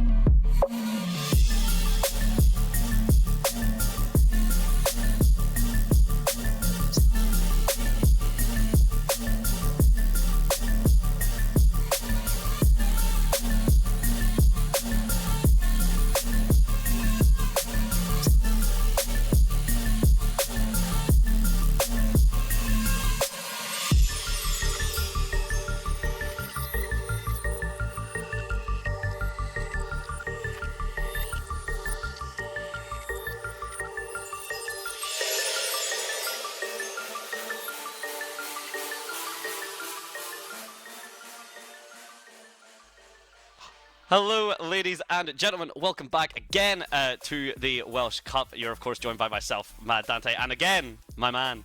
What's up? It's yeah, good old Lendoth live. What's up, guys? Hell yeah! So everyone seems to be readied up. So we're not going to be chatting along quite as much as we have used to on the previous two games. For anyone that has missed, we did GCS Isles versus Kavka, and the Isles ended up taking it 13-3, very convincingly. So St. David's then went against the Dragons, and Lendoth, do you want to talk about that, or are you still getting grieving?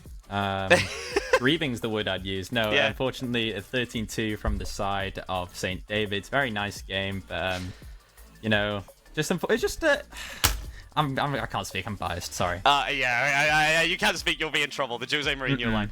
I cannot speak. I'll be in trouble. But yeah, no, very nicely now. played from Davids. I actually was unbiased, but of course, yeah, Lendoth does have some of the boys that he was rooting for there. We are now jumping into St. David's versus Tideville. That is going to be on Pearl, and the winner of this will then go against the Isles for the big final, which will be a best of 3. So this is going to be our last best of 1. St. David's have already played 1 game, so you know, Tideville can maybe use that opportunity to, if there is any little bit of struggles with endurance or, you know, anything like that, you know, keep this momentum for them, stay fresh-faced, and, you know, use that against the St. David's. But St. David's coming off of quite a strong momentum. Yeah, St. David's is looking really good mentally. They had a lot of good rounds, nicely done, great executes, really punishing the fact that Dragons just wasn't playing as a team. Unfortunately, we were speaking about that cohesion, and I was typing it a lot. Sorry for the aggressive typing mid-game last, but a lot of notes I got down was just lack of cohesion, lack of utility. But obviously we can brush that aside now as we're going into Pearl, and as long as these teams remember that. Yes, Harbour! Woo! Woo! Oh my days, my man. Sorry, I broke someone's ears there. My bad. Mine! You broke your co-casters. I can't hear you. I have just been informed, and apologies just to the members of Tideville, not Tideville. Apologies for that. Tideville That's on me. Tideville, not Tideville Titans, so Tideville Titans. You are yelling Harbour. I see Vise.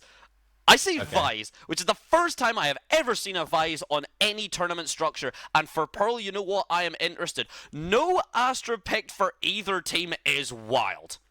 Yeah, no, Astra is a really good universal agent this round, but it seems that they're all going to have, oh, that's cute, they're all going to have the nice little matching banners, nice little Valorant tags, but yeah, Vise is apparently, a lot of people, okay, spoiler alert, I hate Vise. It's not that I hate Vise, I just don't find any value with the agent, but looking towards like tier 1 teams, a lot of teams in Americas would use Vise, especially in some of the off-season tournaments. We saw Vise on Pearl a few times, really good to lock down that mid.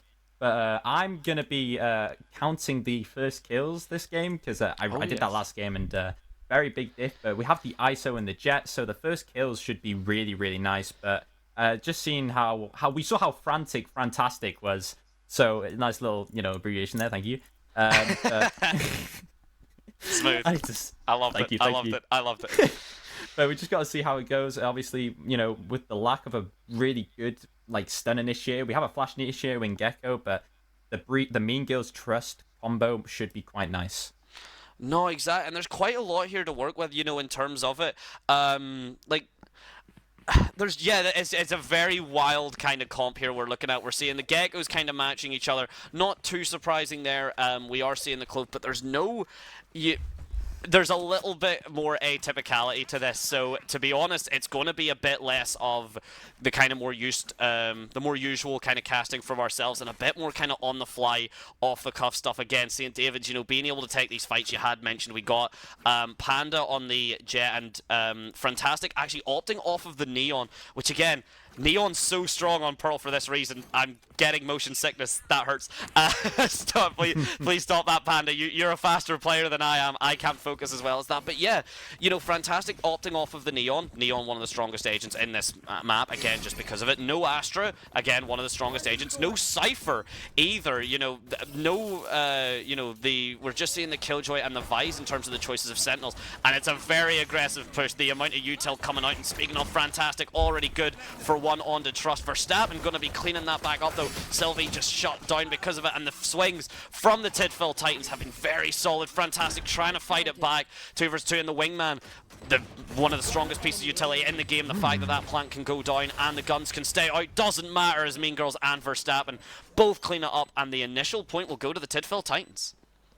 Yeah, really nicely done there. I like the fast execute there, but unfortunately just the retake and, you know, the Mean Girls with the Mean Sheriff is just really nice. But, you know, you were speaking...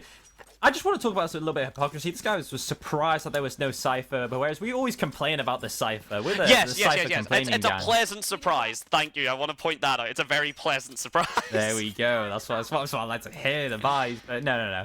But Killjoy still picked, and Killjoy's really good at locking it down. You say Cypher, I think Killjoy is actually a bigger and better pick for this map, as the trips just kind of aren't as effective in a way. Because if you look at this map, we're looking at all these extremities. We have the mid, and we have the 2 crosses. If the attackers can get into that con area and really cut off those rotations, they can go any direction. Speaking of, Mean Girls going back into art after a beautiful shot there. Sylvie getting taken down and no real control now from that mid control going down. Fantastic though, again, has been on fire with those shots, and now gets the shield. It's a terrifying piece of kit. Is AJ though actually replacing the neon swing from Fantastic, and gets one of his own, and suddenly, you know, the St. David's looking quite a bit more comfortable here. The guns are down, the control is here, and now you'd mentioned the Killjoy and the control. We see the alarm bot getting picked up. The nades are going to go off actually very, to be honest, a bit proactively, but to be honest, a little bit off the cuff there, a bit fast on the swing as Copy though, as Koopy pushed out of that art to take the control, finds Fran, swings onto Chill as well, the right click not going to be a good enough piece of util. The Kala actually there, I think does get a decent bit of damage onto both members, maybe just slightly missing 2 versus 2 as the plant now ticks down. And now going down, and the Verstappen is going to get Gek on the bomb. St. David's were doing really well at the start of the round to get kills, but it's a 2v1. Fair play. Very nice conversion round from Panda and AJ. The shots are on, and they're taking them down. Very nicely done. Tidfill Titans losing that. It's actually quite of a shock. I wasn't expecting that. You know, Mean Girls getting that really good pick. It's just re-aggressing into that mid. And as I was talking about taking that mid space, they poked into that B link, found a good kill, and unfortunately wasn't caught. And that's the thing, it is that simple where, you know, that one frag, you know, the mid control on Pearl is absolutely pivotal, and as you said, you know, we are starting to see Vice kind of come through, so St. David's will be, you know, keeping an eye out for that once the sides do swap over. But for the meantime, yeah, the Tidfill setup onto that A main, or just onto that A site, is absolutely standard issue. The shield is going to be popped from ISO, so that does give the Titans a little bit more information. The breach stun does come through to try and shut this push down, and it does for the most part, but never mind. Fantastic is still good for it, as Verstappen now trying to hold this corner. Just can't find the shots. AJ's able to pick up 2. Wingman again rushing across to get that plant down, and will exactly do it as well. With the backup of the Cove as well, for anyone that doesn't know, because you may not have seen Harbour in a decent while, that Cove cannot be shot through. It has a shield, so Wingman is absolutely safe to plant, and St. David's are safe to put themselves 2-1. Yeah, it was quite nice, and I've already failed to count the first kill there, so I guess I'll stop there. But no, that if we saw that harbor wall, unfortunately it just kind of left a massive gap and kind of punished them out there. But you know, it's starting to get, this might be a lot closer, you know, for a semi-final to get, you know, the nice thing about a BO1 compared to a BO3 is BO1 you can kind of get it done, but then if you lose in the BO1, whereas in the BO3, you know, you'll have that extra map. Okay, we can lose this map, but we can come back in the next one, which is, you know, really nice. But unfortunately, it's just a do or die moment, really. Oh, speaking of do or die, here we go. It's Fantastic versus Verstappen in the deathmatch arena. The swings come through. Fantastic does have the additional shot and will actually need it, as Verstappen does go down and the pinstripe starts showing as the frags are there. Livid though, making some members of the St. David's absolutely livid. AJ with the counter frag, and Mean Girls trying to just find this little gap in the Cove to try and get any shots through. The spike now ticking down 2 versus 2. It's Vi's Harbour versus Killjoy Jet. Some util still alive. AJ getting found. Actually, the shot's just not there as Mean Girls backing up Koopy. The turret's going to go down as well in the Cloudburst to try and kill some time. The Clove smokes are going to be popped, but never mind. It's Koopy that's going to be popped next. And Sylvie with a beautiful one tap. The confidence to put David and continue this run. Yeah, St. David's are getting really, really well done. We saw a lack of cohesion in the last game from Sand Dragons, and St. David's are really, trying on that. But now that, they're getting that cohesion, and they're getting that double duelist start, especially on attack half, is more than just what you need to get this. But all is well. Whereas, Tidfield Titans, on the other hand, they're just kind of losing some gunfights. Maybe not making the right play, maybe not using utility, but Fantastic and AJ have been a really nice little duo going into site and trading each other around. It's just what you'd like to see. No, it really is, and we are seeing again the use of the that Lotus Flower, so it does pop and it flashes, and it's a very long-lasting flash if it does hit. Now, of course, you are given quite a bit of information that it is there. Fantastic, immediately clearing out the Killjoy util, and now what is meant to be an incredibly strong plan is going to fall down. Speaking of Mean Girls falling off of the box from that shot from AJ, and now the Tidfield Titans again have to try this retake, but that Harbour Wall, there's so much utility for the side of St. David's. They're happy just to play mid. There's the Odin just sitting there spraying through. Coop, he's good for one. It's only going to be, as now the vulnerable from Trust, that shield crack comes through. The the flash is going to get turned. Doesn't matter when the stingers are stinging, and Verstappen picks it up. But Fantastic barely holds on to push St. David's 4 rounds. But to be honest, if you're the Titans, very, very solid attempt at that defense. Yeah, no. Beautifully done. Nice post plan. So if you can see the game plan from St. David's here, they're getting onto the site and they're just pretty much just getting that bomb down and just spamming it off site, which is, pretty standard Valorant gameplay. But the only changes here is, if you remember, ladies and gentlemen, Pearl was actually taking out the map and they changed the B site since it was really easy for attackers to just spam and get off. However, now it's a really defender-sided bomb site. So all the defenders have to do is just play retake, and it's all about that cohesion, just coming all together and just hitting it like that and make sure they can get that. But as long as the Tidfield Titans can actually get, they're aiming at Shaquille O'Neal head height level. Oh no. It was a bit of a high crosshair, but now the timing as well. The Thorns are going to shut down. For anyone that hasn't seen this all in action, I think, well, you're already seeing it in action. Livid having to pull out the classic, but Sylvie having to actually match them as they do run out of the bullets, and now because of that, the guns and the favor very much leaning towards the Tidfield Titans, which is something it hasn't done in a while, as Koopy and Verstappen pick up AJ and finally get themselves on that board again, kill the momentum that St. David's had, and if you're the Titans, you're very, very relieved to get that round.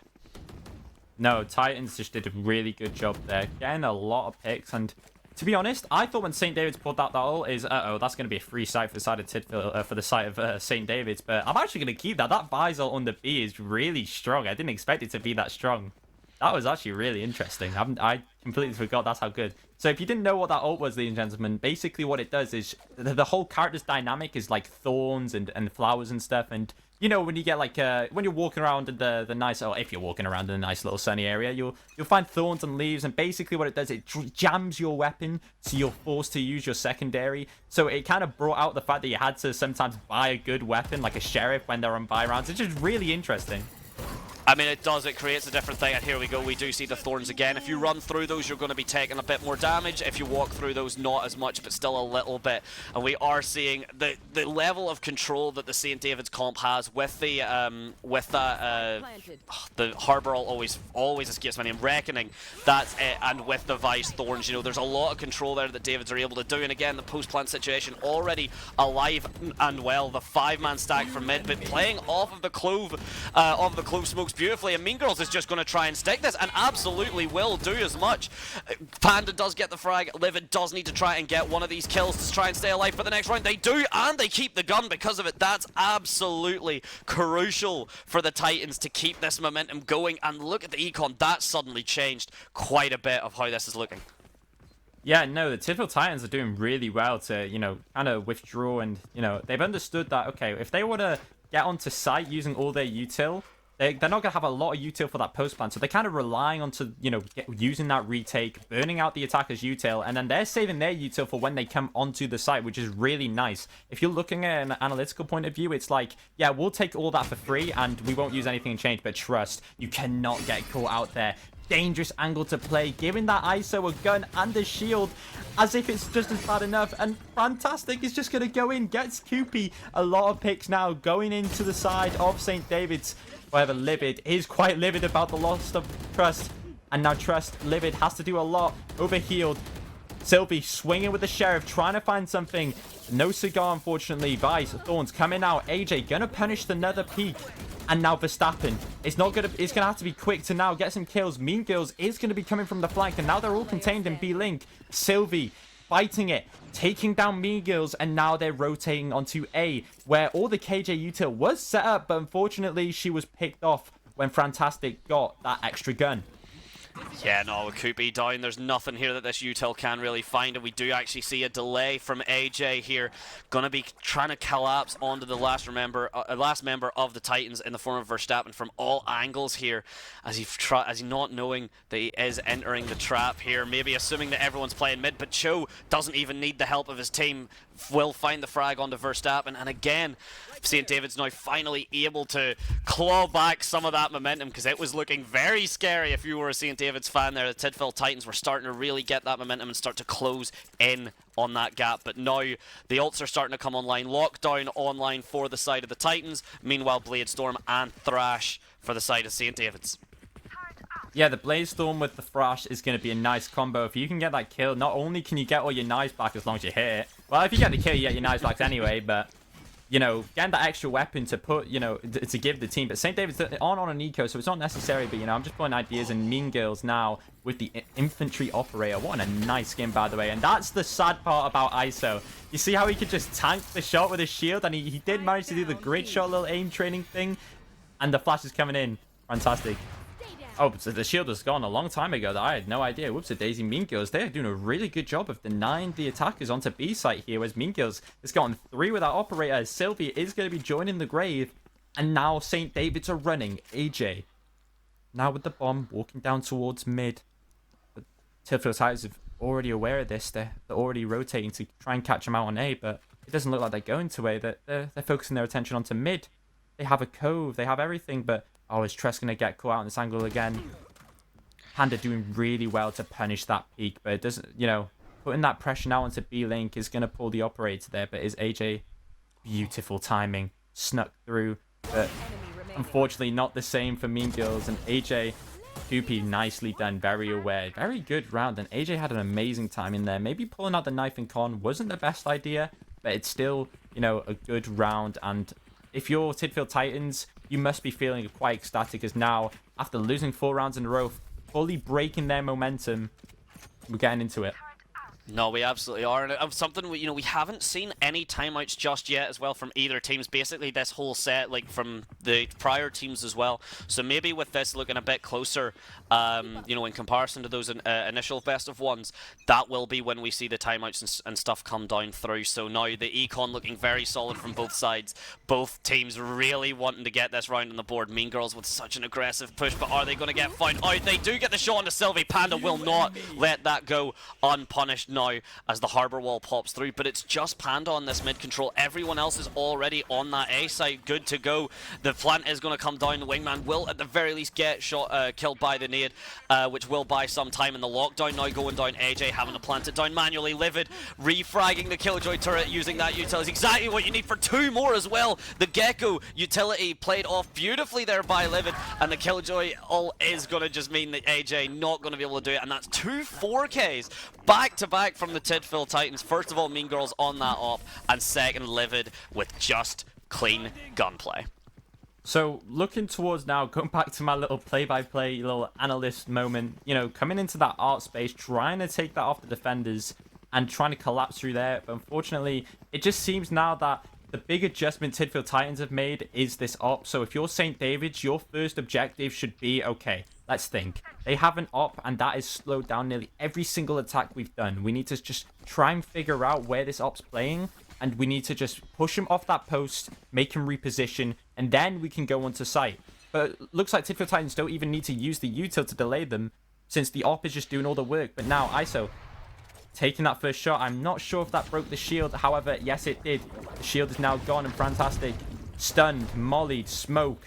They're going to do a lot, but they're still going to keep pushing. It looks like ISO's going to be baiting the harbor a little bit, but it's okay. Mean Girls with this, nice op angle is going to find Panda, and now Mean Girls is stuck on site. Trust finding Fantastic. The jet knives are going to come through along with the breach flash, but St. David's can't do anything off this. They're stuck in B main. Beautiful knife through the smoke. looking like AJ is going to get caught too, but unfortunately isn't. And nicely done. Very good repel from Tidfield Titans. Yeah, yeah, incredible stuff from the Titans. And going off of what you said there for St. David's and how they want to play off of that op, of course, getting Fantastic in to take that initial shot does gather some space, but you maybe want to start seeing the Cove from AJ not used to kind of protect Wingman anymore for the plant. You maybe just want to throw that down on that B main, or on that B long, sorry, just to give yourself that additional bit of space. All of a sudden you now have a bulletproof orb. Well, as long as it doesn't take too many bullets. You've got a bulletproof orb that a lot of members of St. David's are able to work around. It means Mean Girls has to kind of deal with a fair few additional angles. Of course, we do see them all the way rotated towards that A site, but the Titans, or the St. David's, do seem pretty confident and believing in this B push, and now the Titans are going to have to rotate. Had David's pushed through as confidently, they may have been able to take all the space, but it's all been a big fake, as Cho with the judge using Wingman to get the plant. No. That Killjoy utility is going to be disabled for now, is going to get activated now, and the plant just barely not getting done, and now that's going to buy so much time for the Titans to rotate. 5 versus 5 retake here. Everyone alive, all util alive. Last round, these ults need used, and they need value. It looks like, speaking of value, AJ is going to find Mean Girls on top of that box, taking down that godforsaken op, which has been putting so much pressure. That's going to go into the hands of Fantastic. He's saying, you know what, I'm done with this. It's my turn. Speaking of my turn, it's Livid's turn to try and find something else. You know, he's been taken down, finding AJ into that smoke. But now we have to adapt or die as all the util, all the ults being used. Livid, primary jammed, finding picks on the side. Fantastic, doing a really good job with that classic. But it's still not enough. Time ticking away. Tidfield Titans need to get on this defuse. Sylvie swinging out, finding Trust. But Koopy has to stick this to win the round. Fantastic runs into the smoke, takes down Koopy, and it's a 6-6. Most likely the closest game we've had today. Oh, I think this is the closest game we have had today, and by that I mean I think the next highest round differential we had was 13-4. Maybe. Oh, wow. I think that if I correct me if I'm wrong, maybe someone from production, but I believe up until now the largest round differential we've had, or the closest game we had, was ending in a 13-4. So yeah, a lot closer, and now we get to see the power that Vice has on this defensive angle. The Tidfield Titans do have a bit more of an aggressive leaning towards just with that breach, so there is a decent bit more control, but they are going to struggle. You know, Clove is nowhere near as effective at you know, isolating spots as Harbor was. There is no Cove online, but however, Livid on that top frag. Maybe you don't need a controller with all that util. Maybe you just need a controller with Livid's gunplay. So we'll have to see how this first pistol round goes on the second half. Yeah, and the Harbor Wall's already being used, and look at that Harbor Wall denying that info from the attackers on the A main. Really nicely done, but what can we get there? Fantastic is going to find Trust through the smoke. It seems that Fantastic and Trust have had a nice little brawl all game, but unfortunately it's not even going to be enough. Trust now, and the Vice Shooter. Oh, this is huge. This Bicep is going to be really bad for St. David's, as all they have to, if any of those defenders stood on, attackers stood on that Vice Util, that spike would have been lost. It's same now. If anyone goes to try and fight on site rather than the long fight, it's a really easy plant for the side of St. David's. No, it really is, but that shot all the way over from the Tidfield Titans there. That's Mean Girls in that mid is absolutely pivotal for that kill. The Cloudburst now coming through. The opposite Wingman. Ooh. And the ISO wall, bulletproof as well that it is going to keep Wingman safe. The taps come through, but Cho has already got that to half, which is very, very strong. Fantastic. Good for one on Mean Girls. It's 3 versus 2. The Killjoy utility now buying even more time as the frags are going to come through, and with that half that the Gecko had gotten, Fantastic's going to seal the deal, and St. David's take the first pistol round with a beautiful retake. No, really well done. I actually really like the cohesion that St. David's has. They are actually working together. You can see they're swinging together, taking fights. The only person that I don't see taking fights together is Fantastic, but I'm assuming, you know, he's just feeling really confident right now and he's going for those kills, and I'd like to encourage it. You know, if you're feeling that way and you can get those kills, then go for it. Trying to, you know, limit test, see what you can and cannot get away with. So it's quite nice to see. take them one by one. Oh, there we go. Just in terms of that, actually, I had gotten... So, the map that we didn't see, the Tidfil in their last game, that was a 13-10. So, there has been some closer games going on. They just haven't been on stream. So, when you say that, in comparison to how St. David's played as well last game versus the Dragons, yeah, no surprise that this is as evened up as it was. Beautiful stuff is really being done from both teams here. Speaking of, you mentioned that Fran wasn't taking those fights, but that's an absolutely gorgeous swing from him, and Trust is going to use that stun to get the double tap off as much as possible. The aftershock buying time, you can't be missing those, Fran. It will be enough at the very least, and the double tap will save you. The damage is enough. As Verstappen, though, this lurk up to Art, they were not prepared at all, and as quickly as St. David's looked to be running away, Tidfil Titans have gotten all the way back, equalized. Tidfil Titans now 3v3, and they have guns as well. St. David's, it's really sad that they've managed to, come into this situation, but, what can you do? Tidfil Titans now just grabbing the spike, and they're all going down towards. It seems that they do have a good read on this. Mean Girls has not a lot of HP, whereas Sylvie is just sat there, posted up with that Marshall. Is going to miss the leg. If he wits this, can get this shot down, and going to be nicely done. But Verstappen is going to find Frantic. I didn't even see where that happened. It seems that Frantic was found. Okay, it seems that Gecko was lurking. Okay, that's a new meta strat, I guess. But no, do they expect them to be in this spawn? I mean, it's 12 seconds. They don't have enough time. It doesn't matter if you've got all this control. You've got the frags. It has to be, but no, Sylvie winning that fight. No, it doesn't matter. No time at all. 3, 2, 1, and done. St. David's with a beautiful bit of control there. You want to try and save the gun. Kupe at the very least able to get the frag. Not going to get the econ boost from the spike plant either, though, and that is unfortunate if you're the Titans. Had there been 10 more seconds on that round, even 5, that would have went completely differently, but leaving that spike in the spawn for so long to try and get the rest of the map control, a great idea in theory, just executed a bit too slow. Yeah, I agree, and to be honest, you kind of want to build someone's ult economy with that. Maybe just giving it to someone like Verstappen. Make sure you always has that spike. But Verstappen decided maybe that was the original plan, that he wanted to just go lurk and con. Fantastic just wasn't, didn't think it could have happened, was punished. But, if you're the Tidfil Titans, you might have lost that round, but you have broken their economy. And it seems that they have bought into this next round as Vandals are coming through. And, oh, this is huge. Now, as long as Vise can stay alive, unfortunately, can't, so I don't think that wall will be active, but could have done a lot of damage there. Yeah, so that wall isn't going to be active, and now, St. David's with the lower buy means Tidfil Titans are going to be able to get this quite easily. Mean Girls getting 2 nice picks on site.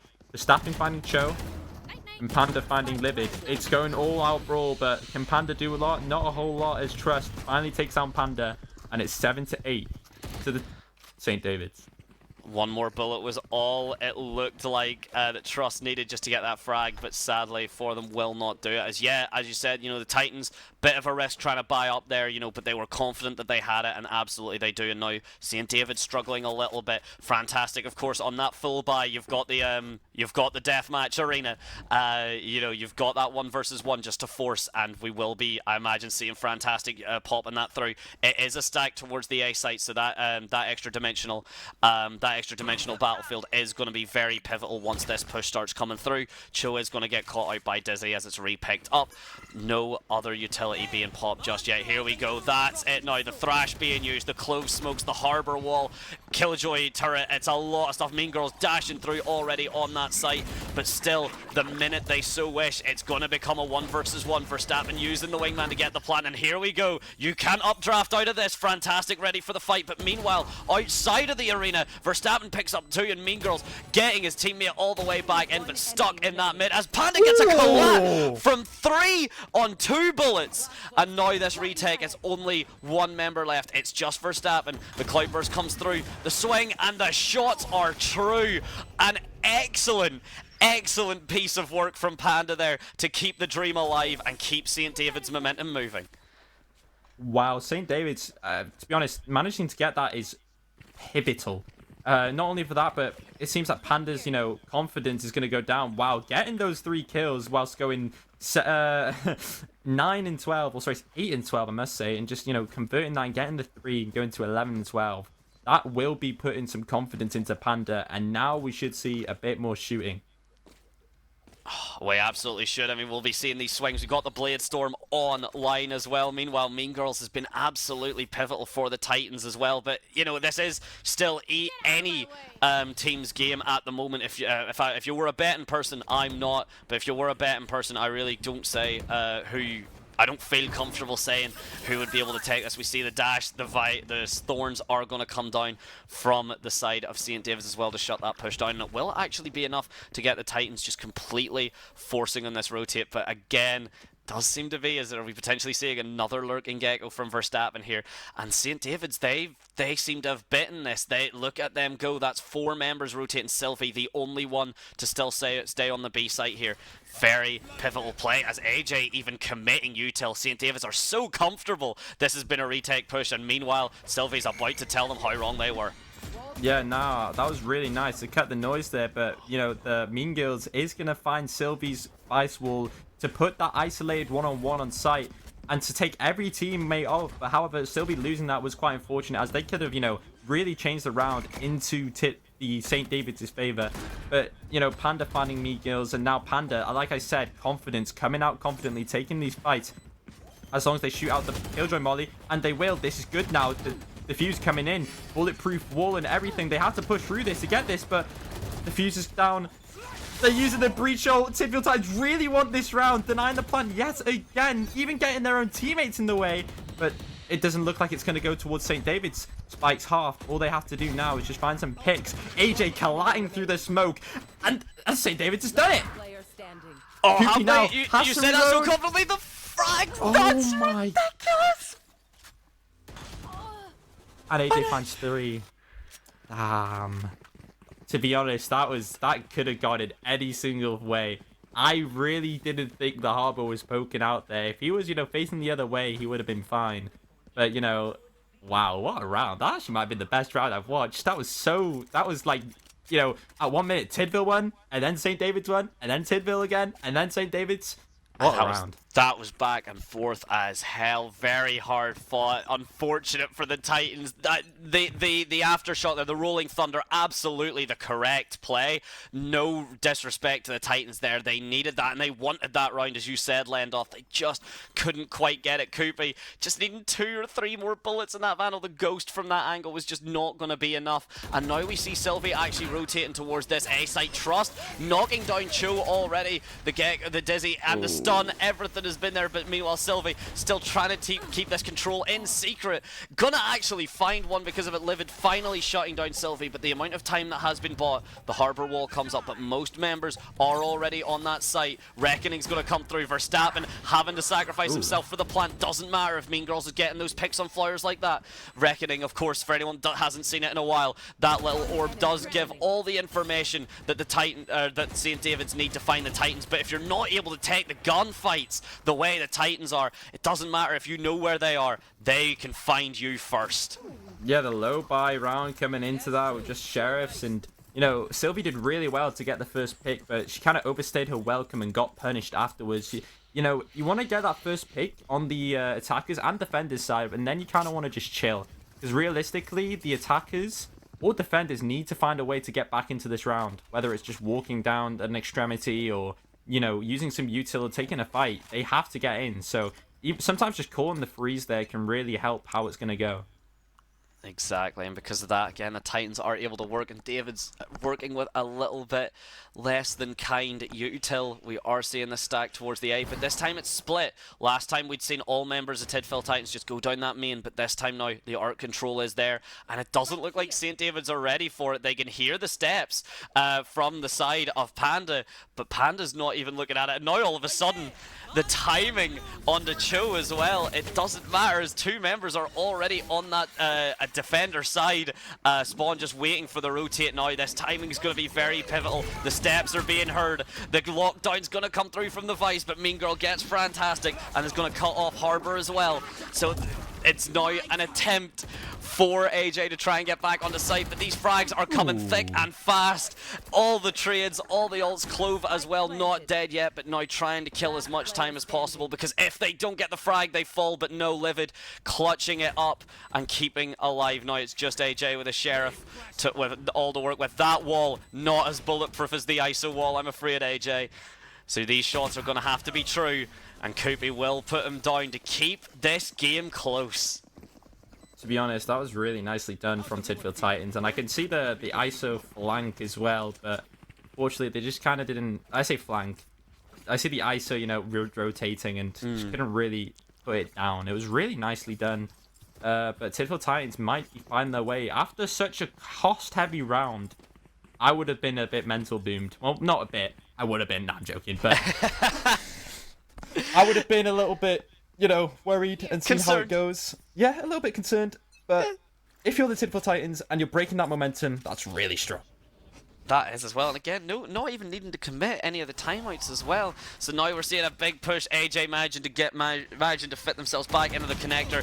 The aftershock is going to push them into the fight. The spray not quite there, as Mean Girls will punish them down because of it. Meanwhile, we are seeing the ults come online. St. David's with the Thrash and the Bladestorm online. Tidfield Titans not really got much to work with, but when you've got all the space in the world, you maybe don't need much in the way of util here. Mean Girls with just such a level of control.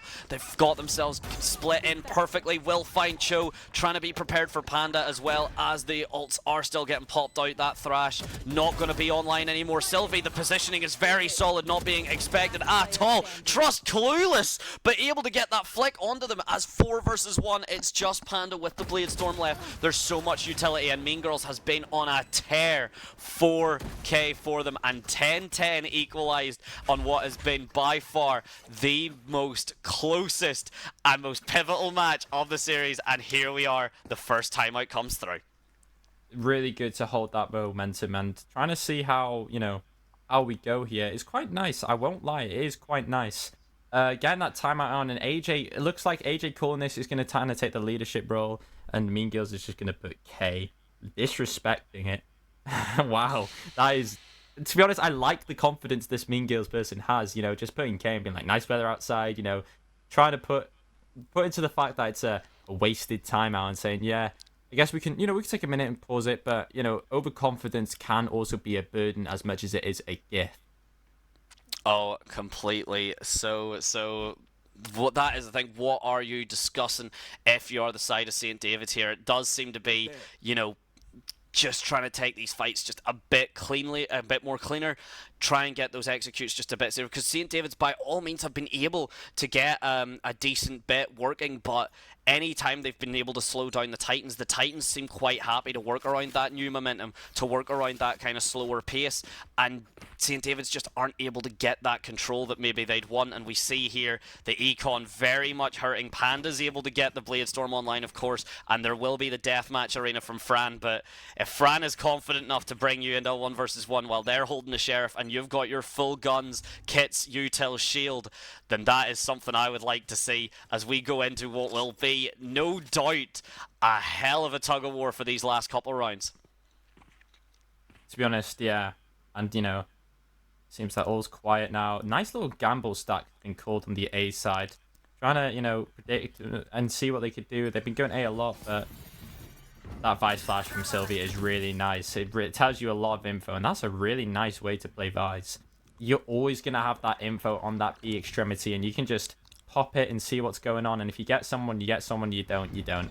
And that's really nice. And a nice little 20-second cooldown, and it seems that they're going to bait this wall, and they're going to stand on top of this wall. But meanwhile, AJ Fantastic are on a 2-man flank. It seems that AJ did decide to leave him, though, when it was a bit too late, and now desperately trying to regroup. I was really liking the look of that. Nicely done and nicely called, but unfortunately it isn't going to be enough, as Tidfield Titans now are going to get the bomb down, but, you know, now they have to manually plant it. AJ just disrespecting the wall and getting punished for it. Now they are getting desperate. You can see from the side of St. David's that they really want this win, but, you know, starting to do actions which is getting you punished. Panda gonna find Livid, you know, Sylvie just barely dodging that aftershock, but Panda's gonna find some shots. Put on this jet. If she puts on the jet now, she wins the round. Now, just hit 2 more shots. Verstappen. Oh, Verstappen. That's heartbreaking for Panda. That is absolutely tragic, and Trust will find Sylvie too. What, as you said, what should have been the rewind, what should have been the reversal for St. David's. Unfortunately, the knives just not coming through from Panda, which is such a shame because the shots were so good. They were so good, Madante, and man, I don't know. is just heavy. Like, that was really nice, but Trust doing a really good stun. That was a great reaction from Trust to get that stun down. I was actually very impressed with that breach stun. No, I mean, that's the thing, and that awareness as well, even if Trust is kind of, sitting down at that bottom of the scoreboard right now in kill death, they by no means are, not having their impact, not having their effect be heard as we see them actually taking the lead on this initial push here, trying to play around the orb. The lockdown here is here as well. St. David's basically need this round. The orb tap is going to be enough for the info, but we see that double flank again, and it's from the same AJ and Fantastic Cho shutting down the initial push as well. The Tidville Titans don't seem to be completely feared by it yet. They are not going to respect that initial frag and push onto this site with all the space created. That alarm bot as well from the Titans is going to reveal that at least one member of St. David's is standing behind you. It might be two if the Tidville Titans have been paying attention. So we've essentially got two split fights here, one on the site, one in main. So far seems to very much be going the way of the St. David's, and now Verstappen has to get this frag. He does, but he's going to be waiting with all the remaining members of St. David's there to meet him, to congratulate him on his victory in the deathmatch arena and equalize us 11-11. Wow, this could be an OT game to get into the grand finals, I believe. This is the semi-finals. This will be going towards fighting GCS Owls. Yes, it will. Indeed it will. Yeah, Very exciting stuff. Which, to be honest, both teams now in the Titans and Davids, they have been playing games back to back to back. Owls have been sitting comfortably. So we do have to think about, the momentum going as well, particularly because this has been a long set. Maybe some fatigue's going to start popping in. No, I can definitely, I can speak from experience that playing a long game of Valorant, like if you have a long tournament day, you will start facing that fatigue, and it's that fatigue that can also make you do mental booms. You've been playing since 12 o'clock, and we're now coming to 4 o'clock with barely any break. It's quite dangerous, but AJ, Mean Girls, is going to punish AJ as they walk out into the mid. Very, very, very ambitious from AJ, and now St. David's have no smokes. However, the health from Mean Girls wasn't, it wasn't all for free. Mean Girls now has barely any HP. Good hit, given the info on that B extremity, and St. David's is going to call a rotate. But I don't think they're going to finish B with 3 people playing mid, but the spike's also on B long. Looking at this map, I have no idea where they're going to finish, but it's just all up to the Tidville Titans and what they decide to do. You've got 3 ults, you've got that Rolling Thunder, you've got the Blade Storm. We're likely not going to see that Blade Storm till next round just because of the econ looking so good for the Titans. You want to make sure that you have every advantage going in to what could be either the last round or the pivotal before the OT. That mid fight is absolutely pivotal, and Trust to get it down. Wingman's going to get shot down to prevent the spike down, but now Thrash comes out. Trust gets another pick onto Fran. He knows that lurk is there. Do not mess with Trust right now. He is online and he is ready for anything you might throw at him. Livid picking up Sylvie as well, and because of that now it's just on Cho. Gets one, but now they have all the information they need. Thrash not going to be able to get all that way. Thrash does have quite a decently quick cooldown, but Verstappen not cooling down in any way. Beautiful shot onto Cho. No ults expended as well for the Titans. Look at what they have online to make this potentially the last round of the game. To be honest, it's been a really good game from both teams, and whichever team comes out on top, both teams deserve a spot in the grand finals, but unfortunately only one can go through.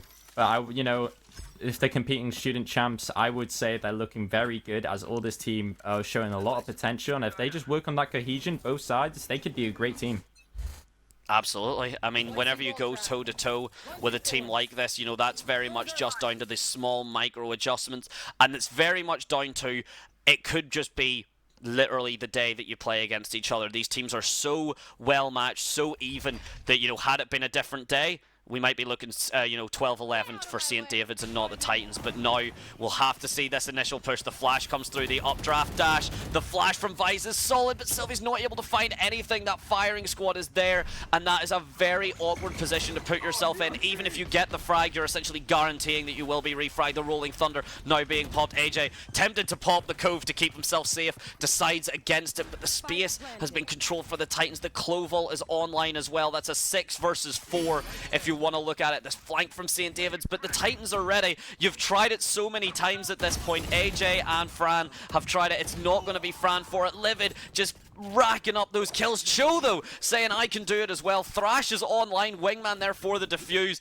So this has become down to the wire. That Thrash has quite a distance to travel. The Clove Smoke giving it some shield, some protection, but no, gonna get shot out even through it. Verstappen on the left. Mean Girls using that corner very, very well. And we see that mid with Livid, and yeah, Livid and Verstappen, Mean Girls, the three of them together. St. David's just can't push through. 13-11. They will be going to face GCS Oils in the finals. What a game. That was an insane game. I would love to see the scope of that if I can just get someone to send me that in the chat so I can look over that. But it doesn't even look like it. It looks like we're going to go into map bans very soon, as the bans have seemed to be started with GCS Owls banning Bind for the first pick. But we still have a break to go through that. Thank you, my goat Judas. Having a look at this now. No, 13-11 with Mean Girls on top. 27 kills to pull that through. Very, very unfortunate game. However, Mean Girls just wanted it more. Like you said, if it was a different day, it could have been a different outcome. Cho, though, started showing up at the end when it mattered most, but unfortunately, it was just too little too late. I was really convinced that St. David's would have had that after a really good defense strat and fantastic getting a lot of picks. It was just unfortunate. No, it wasn't. The momentum there was just so pivotal for both teams, and that timeout as well even was, there was a little bit of kind of joking and silliness in the chat in terms of, how effective that was going to be, but we did see it end up, being quite pivotal. It did change a little bit of play styles. It did end up giving a little bit of respect. It was an incredible play from both sides, just very well done. And now, to congratulate the winners, to congratulate Tidvilles, well, now they got to run it again. They got to run it right now against the Oils for what will be our best of 3. So the bans are coming through now, but to give everyone a little bit of a break just while the teams get set, because we go in now to a best of 3. So, if you were tired beforehand, get settled in, because it really only has begun. My chair can't do that, and you're making me very jealous, Lendoth. But for the meantime, we'll join you just very, very shortly for what will be our final series, best of 3. Don't go anywhere.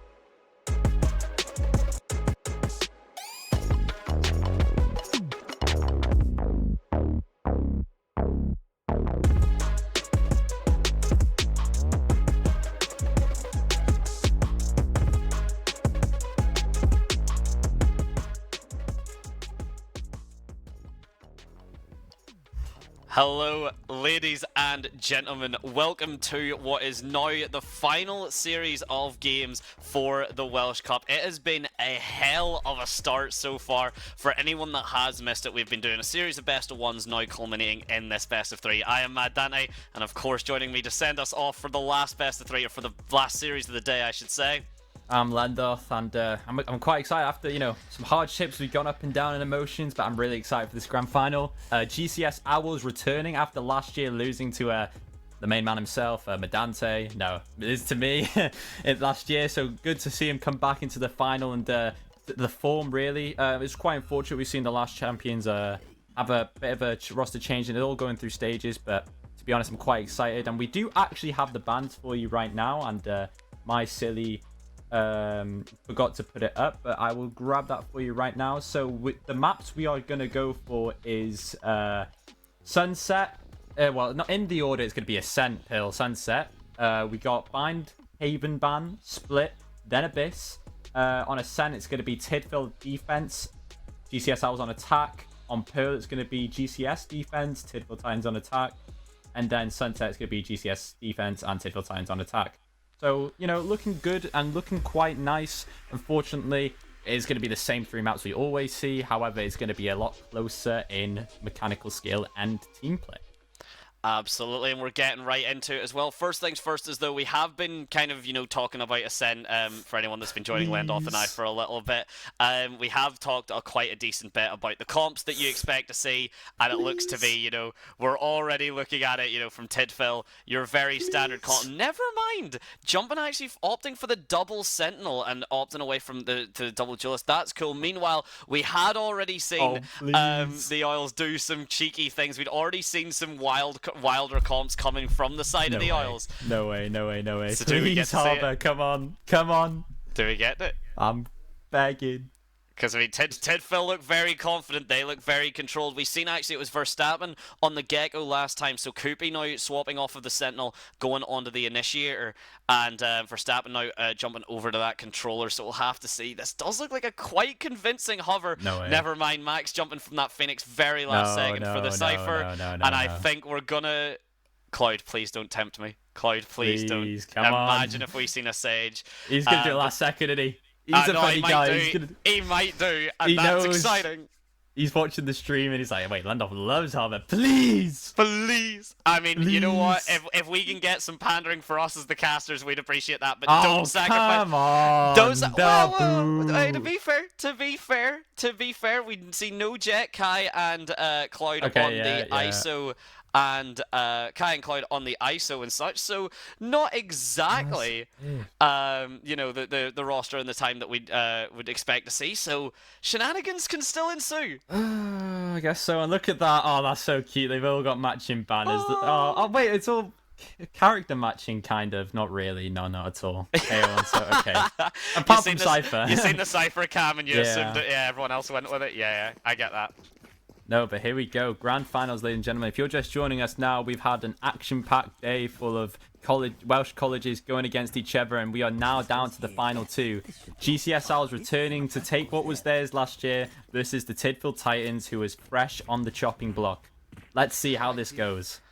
I mean, the Titans have been cutting away. Very impressive stuff. We did just see them go 13-11 against St. David's, or 13-11, 13-10, but I believe it was 13-11 by the end. So yeah, very, very hard fought, very well fought from them, it has to be said. And I do want to just talk about the comps a little bit. The fact that we're seeing the ISO Neon from the Oils is a bit cool. They are foregoing the KO, so particularly against double Sentinel as well is something that's going to be quite interesting, because it means there's no real way to shut down the Cypher Util or the trademark.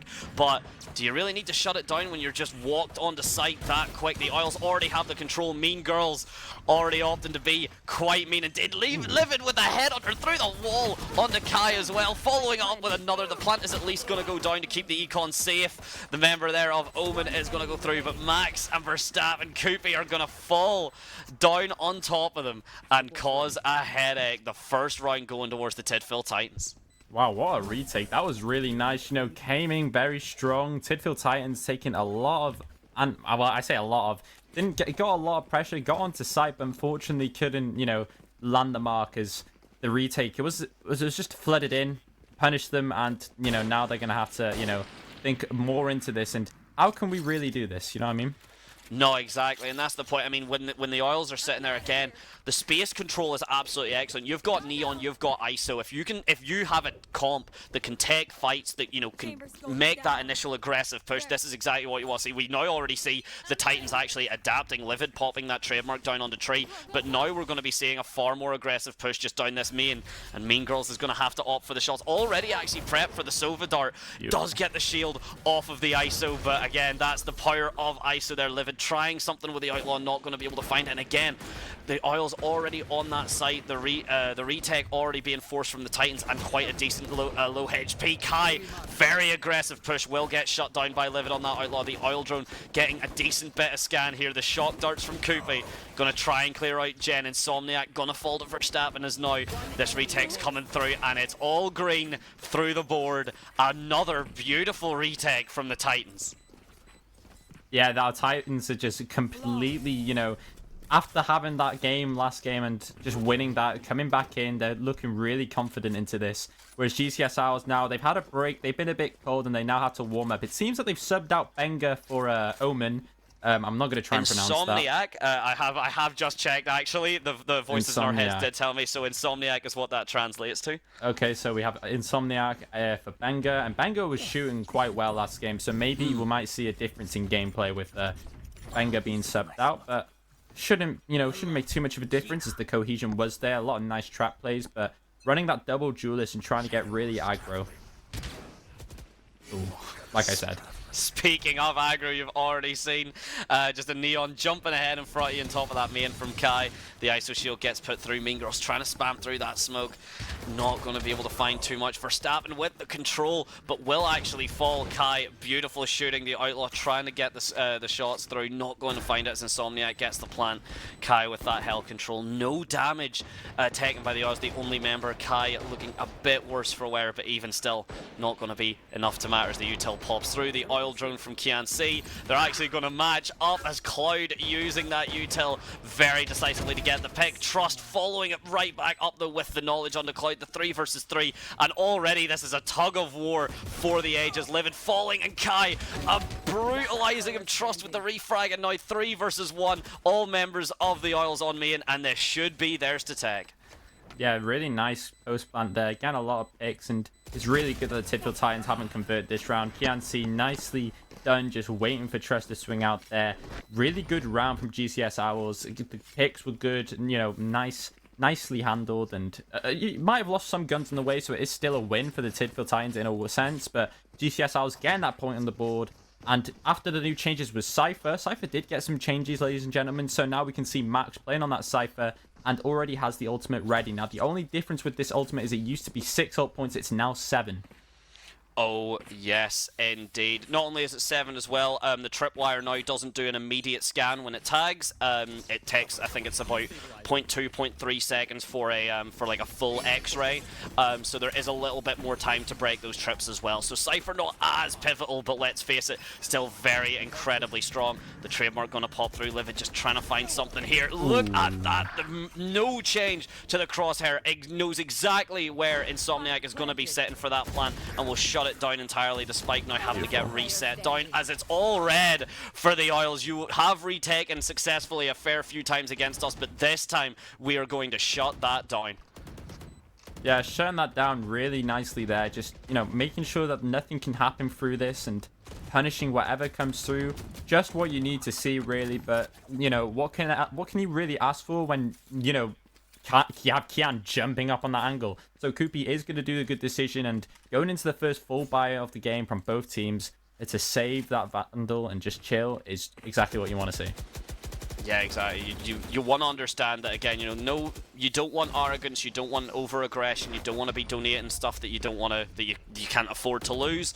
And the Titans are very much understanding that. So already, I mean, it's very early on to say, but we may be going the full distance here. Ascent is very much a map that every team is used to. Every team has practiced. The comps aren't, your typical comps. There's a little bit of change there, so that might have an impact as we get deeper into the series, but as we get deeper into the map, I should say. But right now the teams seem very evenly matched, and it's going to come down to the wire, I feel. Yeah, is if by coming down to this wire though, one thing you are gonna have to take into consideration is stuff like, burnout, mental fatigue, mental boom. So whereas now it's looking really good, you might have a bit of pressure if you're coming into this as the top seed, like GCS.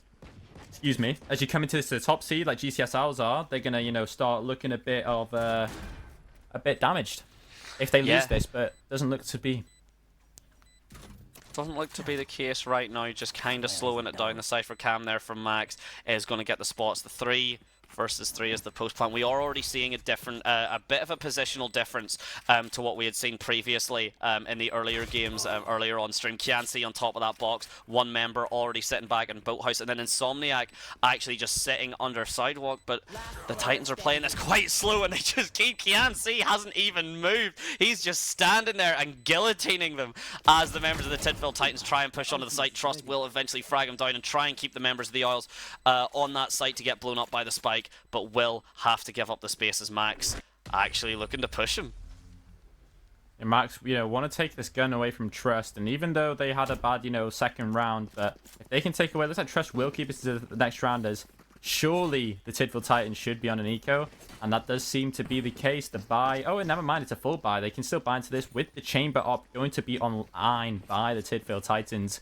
However, if they lose this round to the GCS Owls, it's going to start to be quite dangerous. And look at this amazing read from Cloud of trying to, find where this chamber is. And it seems like they're going to get it. Absolutely, and again, that trademarks or that tour de force is not going to save you whenever. It doesn't matter though if Livid's able to get that frag. So now Cloud with a shield popped up. It's only Livid with the classic. In theory, this goes the way of Cloud. Some of the shots were true, but Cloud will bring down Livid. So the tour de force is out. That's a trade for a trade. Very solid stuff there. Kupi trying to prevent the push through. Good for one, as the retake is already coming through. And now we see the From the Shadows, an ult that is so rarely used, but it's going to be there for the B main control. It's going to actually allow Mean Girls to just walk right through this main, not having to worry about anyone spotting them through. And we do see the rotate from that defender side on the way from the last member of the Titans as this retake begins.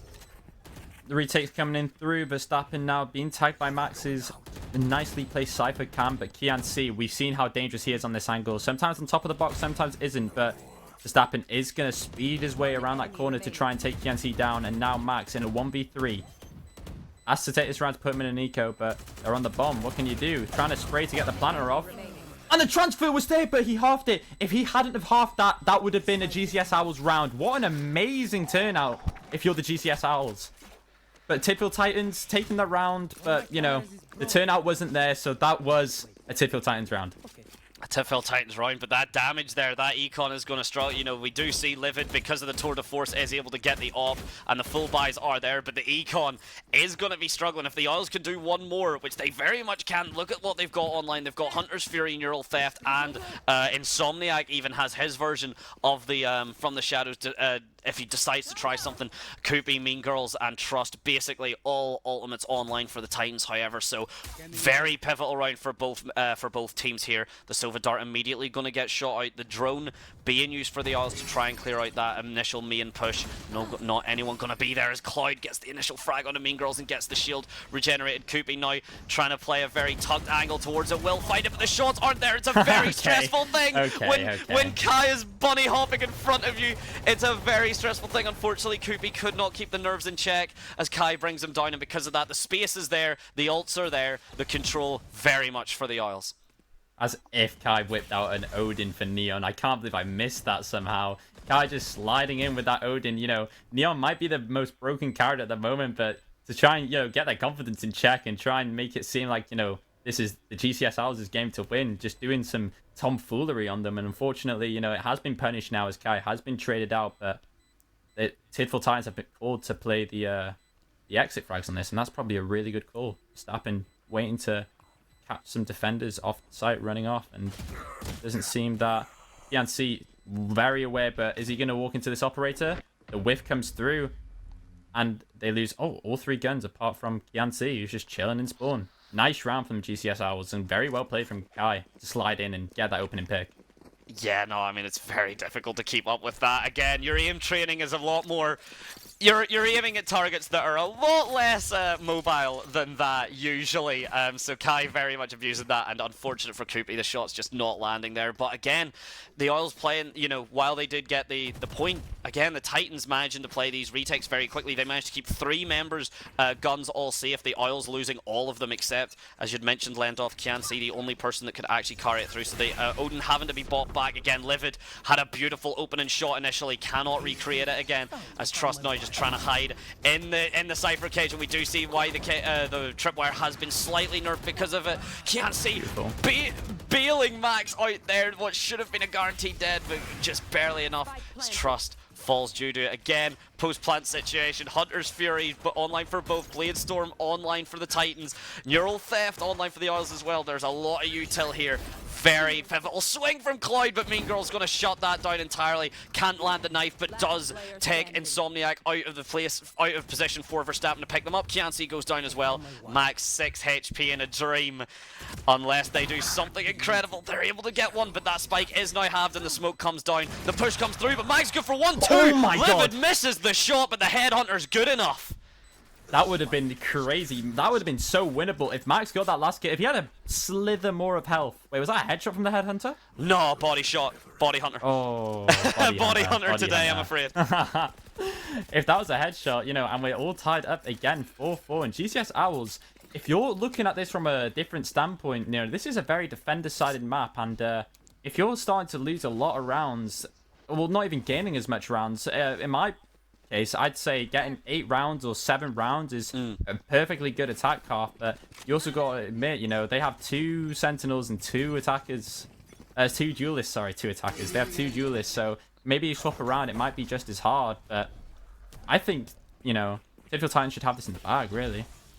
In theory, they should be able to get a couple more rounds. The paranoia goes down maybe a little bit early. No one really caught out just yet, and now the info has been gathered from the Oils there. This you know, the Cypher has been playing through, and the tripwires are set very awkwardly. We do see again that Odin come through from Trust, so we'll have to just wait and see if they get anything from it. They just seem very prepped. This is the slowest we've seen both teams play just at the moment there. Only a minute left with no engage. A lot of ultimates still online. The smoke going to be refreshed by Verstappen as it looks like the execute is coming through now. The Sova Dart, the stuns, the dash, but the tripwire is good for Verstappen. It doesn't matter if you can see him through that wall. He can see you too, as Trust backs him up with it as well with a beautiful swing. Can't see though, just walking on, keeping all the space and control. The Cypher Dart though, you're not going to be able to hide from Trust. Livid picks him up and puts the Titans 5-4 exactly as you predicted, Lendoth. There we go, just exactly how we need it. But, you know, getting that operator online and the econ not looking very good for the side of the Owls. Not much they can do. Sorry, I was just trying to go through and analyze. They have, you know, they're one off the ISO ult, but can they really do much here with it?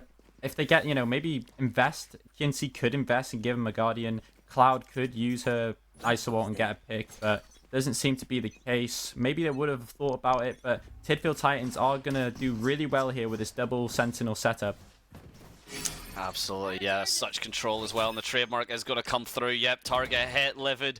Yeah, Livid and Mean Girls are able just to separate that, and that's the problem when you've got a member like that. Kai, again, the aggression is there, but if it's shut down, there's basically no chance of a refrag. Speaking of Livid's positioning, absolutely beautiful. The Neural Theft, though, is going to at least keep scanning through, so Cloud has that info. Doesn't matter as Livid and Koopy both pick up 1 each, and the Titans now seem to be able to walk away with this. The ults economy looking a bit worse for them, meanwhile the Oils have so much to work with. Kai having that overdrive nearly online and a full buy from them. Another pivotal round coming up, but the Titans seem comfortable. No, the Titans are just really getting into this, you know. I guess if you are the GCS Hours, it's just a case of warming back up, even if it takes a map or 2. But you got to get back into this now and try your best to see how we can get this and see what we can do to truly bring this through. It's you and me. No, exactly. And once this side swap does come through, you all of a sudden have a Neon and ISO on defense, which can work wonders. You know, that bulletproof wall for like things like you know, preventing a post plant or getting that defuse is solid. But Kubi, oh no, yeah, there's too much info there being used. It's absolutely going to shut you down as Cloud backs him up. Trust trying to find shots with the Odin does get a lot of damage in, but not enough to find anything. We do see Insomniac then pick up Verstappen, so no smokes now for the Titans either. Meanwhile, Hunter's Fury and From the Shadows, should they be elected to be used, Kai having to just duck his head down to the right slightly, avoid that gunfire from Trust as Livid holding that B main with the op, but there's no one there. All members of the Isles are on this main site. Trust is able to cross through. Yep, there's just a little bit of jiggle peeking coming through from the side of Insomniac, nothing through, and that Sova dart, that scan shows why Sova is still such a strong agent, and Livid just trying to find any sort of space, misses the shot. Kai now rushing them down, jumping, doing everything they can. Cloud jumps in behind them to get up the kill and prevent the op being carried through. Yeah, 6-5 to the side of Tidfield Titans. This isn't exactly the best defense half you could get. If GCS Owls managed to get this round, 6-6 on a defender side of map like this isn't looking very strong. However, we've seen how crucial Livid shots can be to save a round, and to see how they can do some aggressive things with this comp, with the only blinds they have is the Omen. I'm thinking, you know, Tidfield Titans might have something up their sleeve. Does look, I mean, we see now, you know, we see that setup there. We do see both Trust and Verstappen actually kind of linked up towards that A site very aggressively towards main. Meanwhile, we do have a member already, Mean Girls already comfied up on mid, but Livid shutting down Kai, shuts down the overdrive as well. That's massive. The Aldrone trying to gather as much info as possible. Does spot out two in the form of Mean Girls and Livid, and with that information, exactly what you would want from the Oz. They respect that most of the Titans are set up on B, and they are going to get that rotate through now. The Cypher Cage preventing, there's a small gap. Kupi's just actually counting down, doesn't need to take the shots because they'll walk into Verstappen on that cubby, on that hot dog angle. Only good for one though, as Kian's going to back it up, and now Trust, very pivotal shots here, good for 1-2. Kian shuts it down, but Hunter's Fury post plant 1 versus 3. You're not going to get the chance to use that ult. The Sova dart's going to come through, the swing not there, dies with arguably one of the most pivotal ultimates to have. That is unfortunate for the Isles, but great for the Titans. Yeah, now the Owls are just in the defense half, but to see how it's going to go, it seems like we have some disrespect as they're shooting the floor and swapping the guns. Nice to see that Tidfield Titans are looking quite confident to this, but how can the GCS Owls pull this into frame? Looking at a 7-5 half from the side of Tidfield Titans on their defense pick, so, you know, they wanted to take defense, which is fine, but let's just see how it goes, to be honest. We will have to wait and see. Again, with the setups, we're going to likely be seeing quite aggressive pushes from the Isles. Probably not much in the way of flanks. You might be able to do something cheeky with the fast lane to get around a trademark, but again, those Cypher trips are very hard to get around and very hard to deal with unless you've got, you know, dedicated setups or lineups explicitly for them, which again, give away your position while you use them. So, going to be seeing, I'd imagine, quite an aggressive defense side from the Isles, but two Sentinels can very much shut that down, and we see almost the Titans very much reading that as they're sitting back comfortably, just waiting for that Sova dart, waiting for that recon dart from Kian C. It does get put through there, as Livid just sitting on this A side, waiting for a potential push, and it does look like, you know, Cloud, Kai, and everyone, they are sitting there, but they're not going to bite just yet as the game goes silent, ready for this first push on the B side. Seems that the burning util to try and push them off their extremity. They might have taken the control, but now Max has got a world of hurt as they push into side. But Kian C with that beautiful Fnatic classic, taking Mean Girls down, going 1-for-1 with a little bit of a sober diff, taking down Kian C. And now Max has to find everything else, see what's going on. Man's coming down, but they're all split up. We have Livid coming late B main. We saw him on A, so they should be aware of this, which they are. The smoke comes down. Kai, beautiful, taking him down. Livid now. 4v3, restaurant site. One stuck on Boathouse, will all have pistols. Kai getting traded out, but Cloud is going to trade out for Kai, and Cloud is doing a lot in this retake, but doesn't look like it's going to be good, as Insomniac is going to take down Kupi and put in a point on the board for GCS Owls. What a round. Yeah, very nice, smooth, and very, very solid stuff there. Very solid, you know, awareness. The micro adjustments are going to be what makes this game based on just how solid the fights are already. The mechanics seem very even, so these small decisions of, let's face it, from the shadows, probably the worst ultimate in the game in 99% of scenarios. So yeah, give the defuse to Cloud, let the deathmatch arena come online that little step earlier, force the fights, as we see now, Guardians, Ares, Outlaws. Max, though, opting at the very least for the minute just to try and keep... There we go, there's the Bulldog. Yeah, that's a very greedy play. You know, we've seen that punished so often, so no surprise there that it's been a full buy. You want to take this momentum, you want to equalize this as quick as possible if you're the Isles. Yeah, if you're the Owls now, oh, this is going to be a good fight here. Beautiful. Kai showing why he's an enhanced aimer, taking down Livid, and First Blood going to go to the side of the Owls, but the rest of the team are, you know, stacked upon outside of A main. That Cypher cam, you know, you can keep that open and randomly pinged B main. Maybe they think they saw something, but, you know, nothing's happening yet. No one's being pulled apart. And it's just a slow game from this point. Oh, that vulnerable, that destruction there. It is going to hit Mean Girls. Of course, does no damage, just sets you up. It makes you take double damage from any other kind of damage sources as well. But it's just enough to kind of prevent Mean Girls from pushing this from swinging. If they do, it's only going to be them 1 versus 2 for Verstappen being caught out on that lurk up mid. Unfortunately, so your smokes are now gone. What was already a very difficult push with the Econ struggling is now even worse with your controller down. As yeah, the Titans very much looking a bit trapped and a bit stuck here. The Isles just have that knowledge. They have that. They have everything. The position, the util, the guns.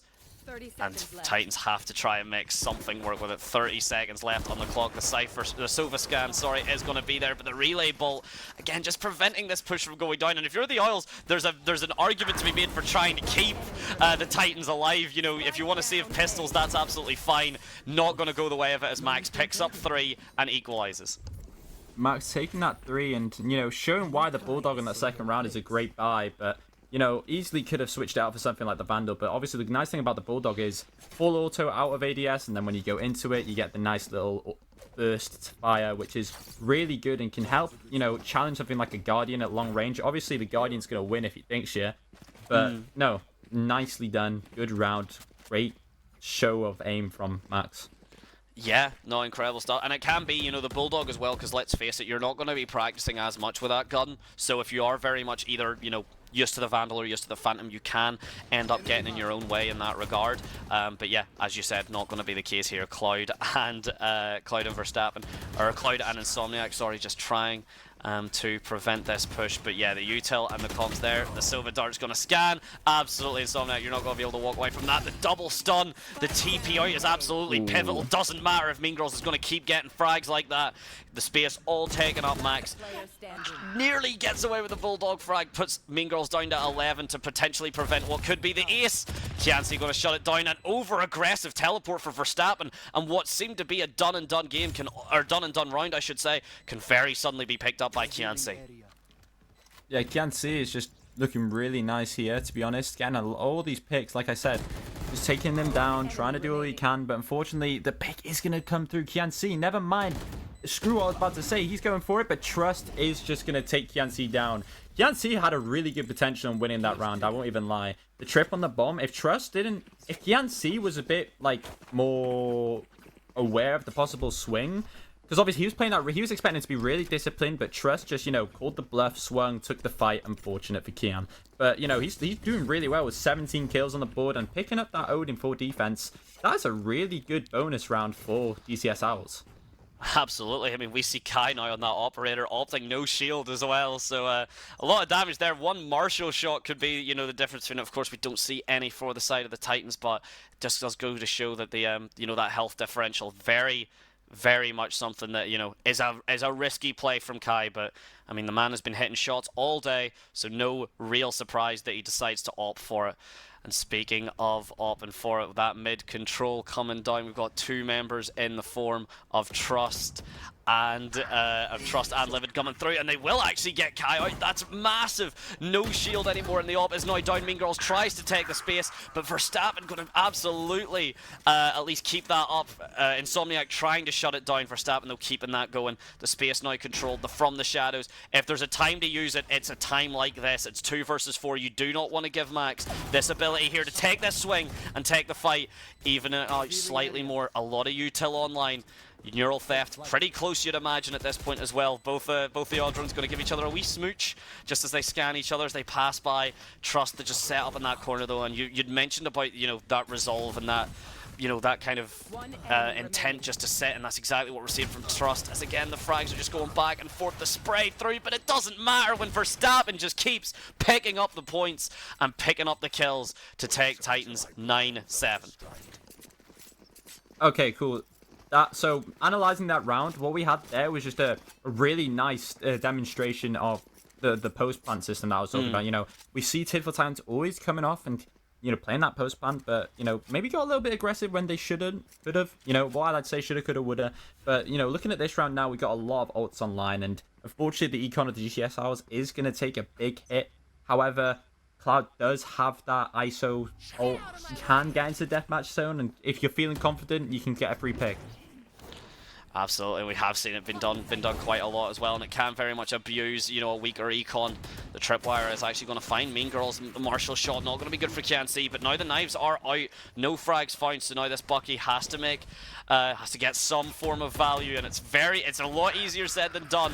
Livid though, actually with that delay through me and picking up Max, KNC though shutting it down with a beautiful shot for the Marshall. The collapse there, I was going to say nearly there, and then KNC only needing that additional shot, headshot into body shot. Beautiful stuff. Trust though, a run and gun, that one shot through the wall, that is lucky as hell, but you will take it if you're the Titans. The Neural Theft now coming through to try and give all the space possible. Verstappen being stunned, Kai shutting it down.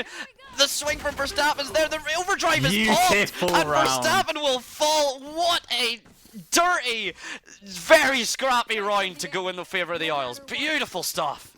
You know, when they shouldn't have won that at all. I'm heartbroken for Tidful Titans. That, you know, Trust getting those crucial picks whilst coming down, but, you know, Kai just runs past and shows why Neon's such a good agent. Just slides through, grabs the Vandal, says, nah, I'm not gonna use the Vandal, whips out the really balanced ult and just sprays them down. Whereas on the other side, Kian's just taking 2 of them down with a collat. You know, the team play was there. They were sticking in packs of 2, but they just won their they won their 1v2s, and that's unlucky.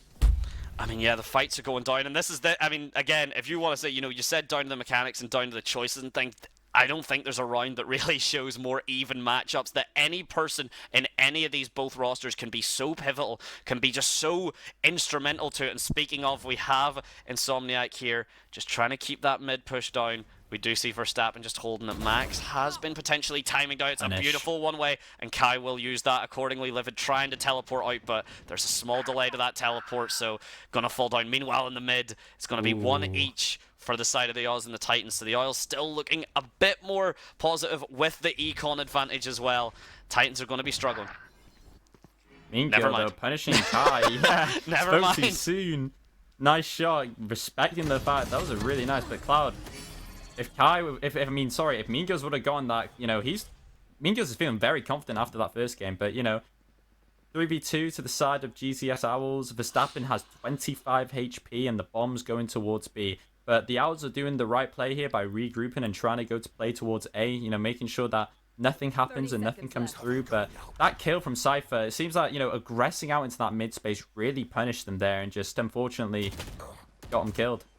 No, exactly, and Verstappen trying his best to slow down this rotate. Yeah, has the information there, should be aware that all 3 members of the Oz have been dedicated towards that A site.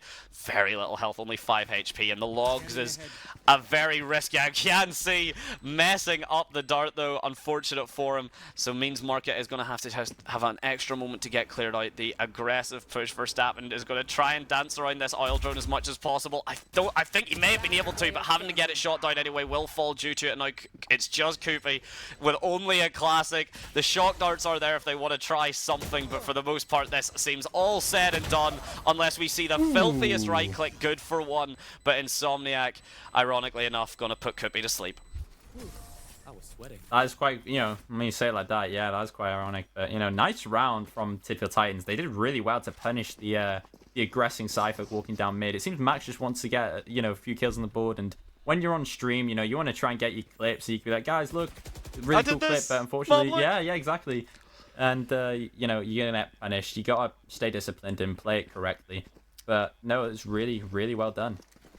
We haven't, I will say, like, we haven't seen, correct me if I'm wrong, Lendoth, you've got a bit more of an eye for it than I do, but we haven't seen much in the way of complete over-aggression or complete, silly plays or kind of, aggressive mistakes that have just opened up. Speaking of opening up, Mean Girls' skull, a bit more open thanks to that bullet from Max, and that push has already now been shut down. The Titans gonna be struggling to find any space or control after that. Yeah, you say it's a lot of over-aggression. A lot of the rounds that these teams are losing are just, discipline problems. I saw it in the Sanddragons game a lot. I saw it in the last game. Like people like AJ walking into mid, getting punished by the holding people. So a lot of these teams are just doing that. But I guess, when you're like not really a competitive player, you only play ranked. I guess you don't really know where it's going kind of thing. You know what I'm saying? Like, you don't really have that experience. You don't have the reps, as I like to put it. And you just got to build it, and hopefully these VOD reviews, and it's quite nice that we get to stream it for these teams, so not only we can bring the entertainment to you, the viewers, but we can also help the teams, and they can watch it back and see, right, I see where I went wrong there. However, it's just a case of, okay, how can we prove ourselves here?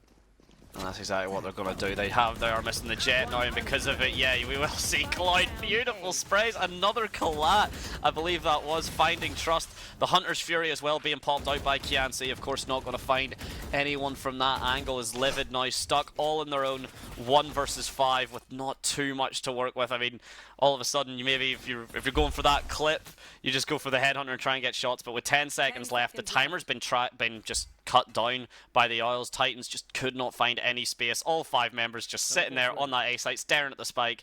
And Liv is just going to be standing here, waiting to take this gun into the 20th round. Round 20, we're getting really close, This is going to be like an entire scrim at this point. 12-12, and there it is. The timeout called from Verstappen. Now to take the leadership and try and, understand what's going wrong. From my point of view, they're just kind of not going in as a team. You have that Silver. You should be trying to figure out, it seems like we might have a tech as Cloud has disconnected, but you have that Silver. You know that they have enough money for an op that, you're not going to be able to buy this round. So what I'd probably be calling here is maybe try and figure out where the Cypher is. We can destroy his trips, go back, re-clear somewhere else, leave someone outside of A main to listen out for rotations. And Kai has called the tech, but leave someone outside of main looking for those rotations. And then, maybe if they rotate to B after we show B presence, we can come back to A, or just wait for the lurker to do things. It's a very big space game, I guess. You know what I'm saying? No, particularly as well. I mean, yeah, as well. On Ascent of all maps in particular, I guess, that space taking is just so pivotal, and we have seen the Titans struggle with it for a little bit on these last couple of rounds, so I imagine, as you said, that's what's going to be discussed here. Should be able to get the tech pause in. There we go. Perfect. Trust and Go just talking about the fact that Cloud is missing from it. We'll get him back, I'm sure, just momentarily. But the Titans, if anything, they get an extra little bit of time on this timeout due to the tech pause, so hopefully they'll be making good use of it. No, you don't. That's cheating. You can't do that on tech pauses. You're not allowed to talk about the game. Are you not? No, did you know that? I did not know that, actually. No, so in tech pauses, you're not allowed to talk about the game. You can only talk about just out-of-game topics else? because... I didn't actually know. I assumed that was probably the case, but well, hopefully then, both teams are living up to that. Bit of a shame that we do lose Cloud. Hopefully she'll be back with us pretty damn soon. But yeah, for the meantime now, we'll just be seeing a little bit of jumping, a little bit of bunny hopping, and both teams do seem to very much be kind of taking each other, to the absolute wire. The tug of war here, the back and forth has been so clean. I mean, 3 rounds is the longest one run that either team has had. So if the Isles can get this, then that'll be, 4 rounds on the trot, which is the biggest, and if the Titans can shut that down, then not only have they killed the momentum a little bit, they've equalized us straight back to 10-10, so yeah, I mean, it's very pivotal, and the Econ starting to struggle for the side of the Titans as well. Yeah, with that econ going into the side though, again, yeah, this is going to be their final buy. Arguably, if Tidfield Titans lose this round, you know, well, technically they shouldn't. Yeah, well, you know, true, but well, technically they shouldn't even be moving. Actually, no, there you go. All the GCSLs aren't moving. I guess it's only the attackers that kind of can, but you're not allowed to really move in tech forces either, which is nice because they're all just not moving. But I guess this is also Esports Wales, not a nice little thing. It's a wee college cup as well, and they are only just jumping about and bouncing about. You know, the alternative is 10 people just sitting, just standing doing nothing. I mean, I guess cut back to ourselves, but hopefully we shouldn't need to do that. As Cloud apparently loading in now, she should be with us momentarily. Yeah, true. We'll see, I guess. There we go. The Clouds have come back. The one time anyone has asked for rain, Cloud returns, and now we can continue with this as. There you go, we are ready. Sorry, guys. Very, very humble of EAM Kai over there to apologize. Verstappen saying ready. Max saying ready. And it seems that we are going to go. Cast is ready. I am actually quite ready. Thank you, Kai. We're ready. Thank you, Kai. We're ready, mate. Cheers, mate. We're ready as well. We appreciate you. Mwah. Thank you, Kai. We are absolutely ready to go. That's my boy. That is our That's the guy. There you go. Cheers. Oh, funny guy, bro. Funny guy. What a guy. It's good to see that the spirits and everything are there, though. That's really nice. It seems that everyone's mental still, you know, very happy, all kind of smiles, jokes and everything like that. Even though we did see a little bit of ground shooting. Again, it's a mental game as much as it is mechanics and as much as it is tactics. So, you know, if anything you can do just to give yourself that edge, absolutely. And speaking of giving yourself that edge, Kai, swinging through and shutting down Koopy. No sonar for you. Yeah, the sonar going down now and taking that picking. EAM Kai. You know, asking if we're ready is, I didn't expect him to pull this through, and here comes all the op shots. Now, Trust has to walk back, respect that space. That space is GCS Owls territory. However, the Titans aren't going to go down quietly as Cloud is going to get picked up from Verstappen. Speedy pick comes through, but Kianci is going to trade. 2v4 now. Tidfield Titans really need this round. No, and to be honest, there actually what we were talking about just earlier there, you know, with the kind of the mistakes and the aggression there, Verstappen not being there for the refrag when Kianci gets that swing, that is very pivotal. And now the Titans have given up so much space. We see Insomniac keeping control of that mid.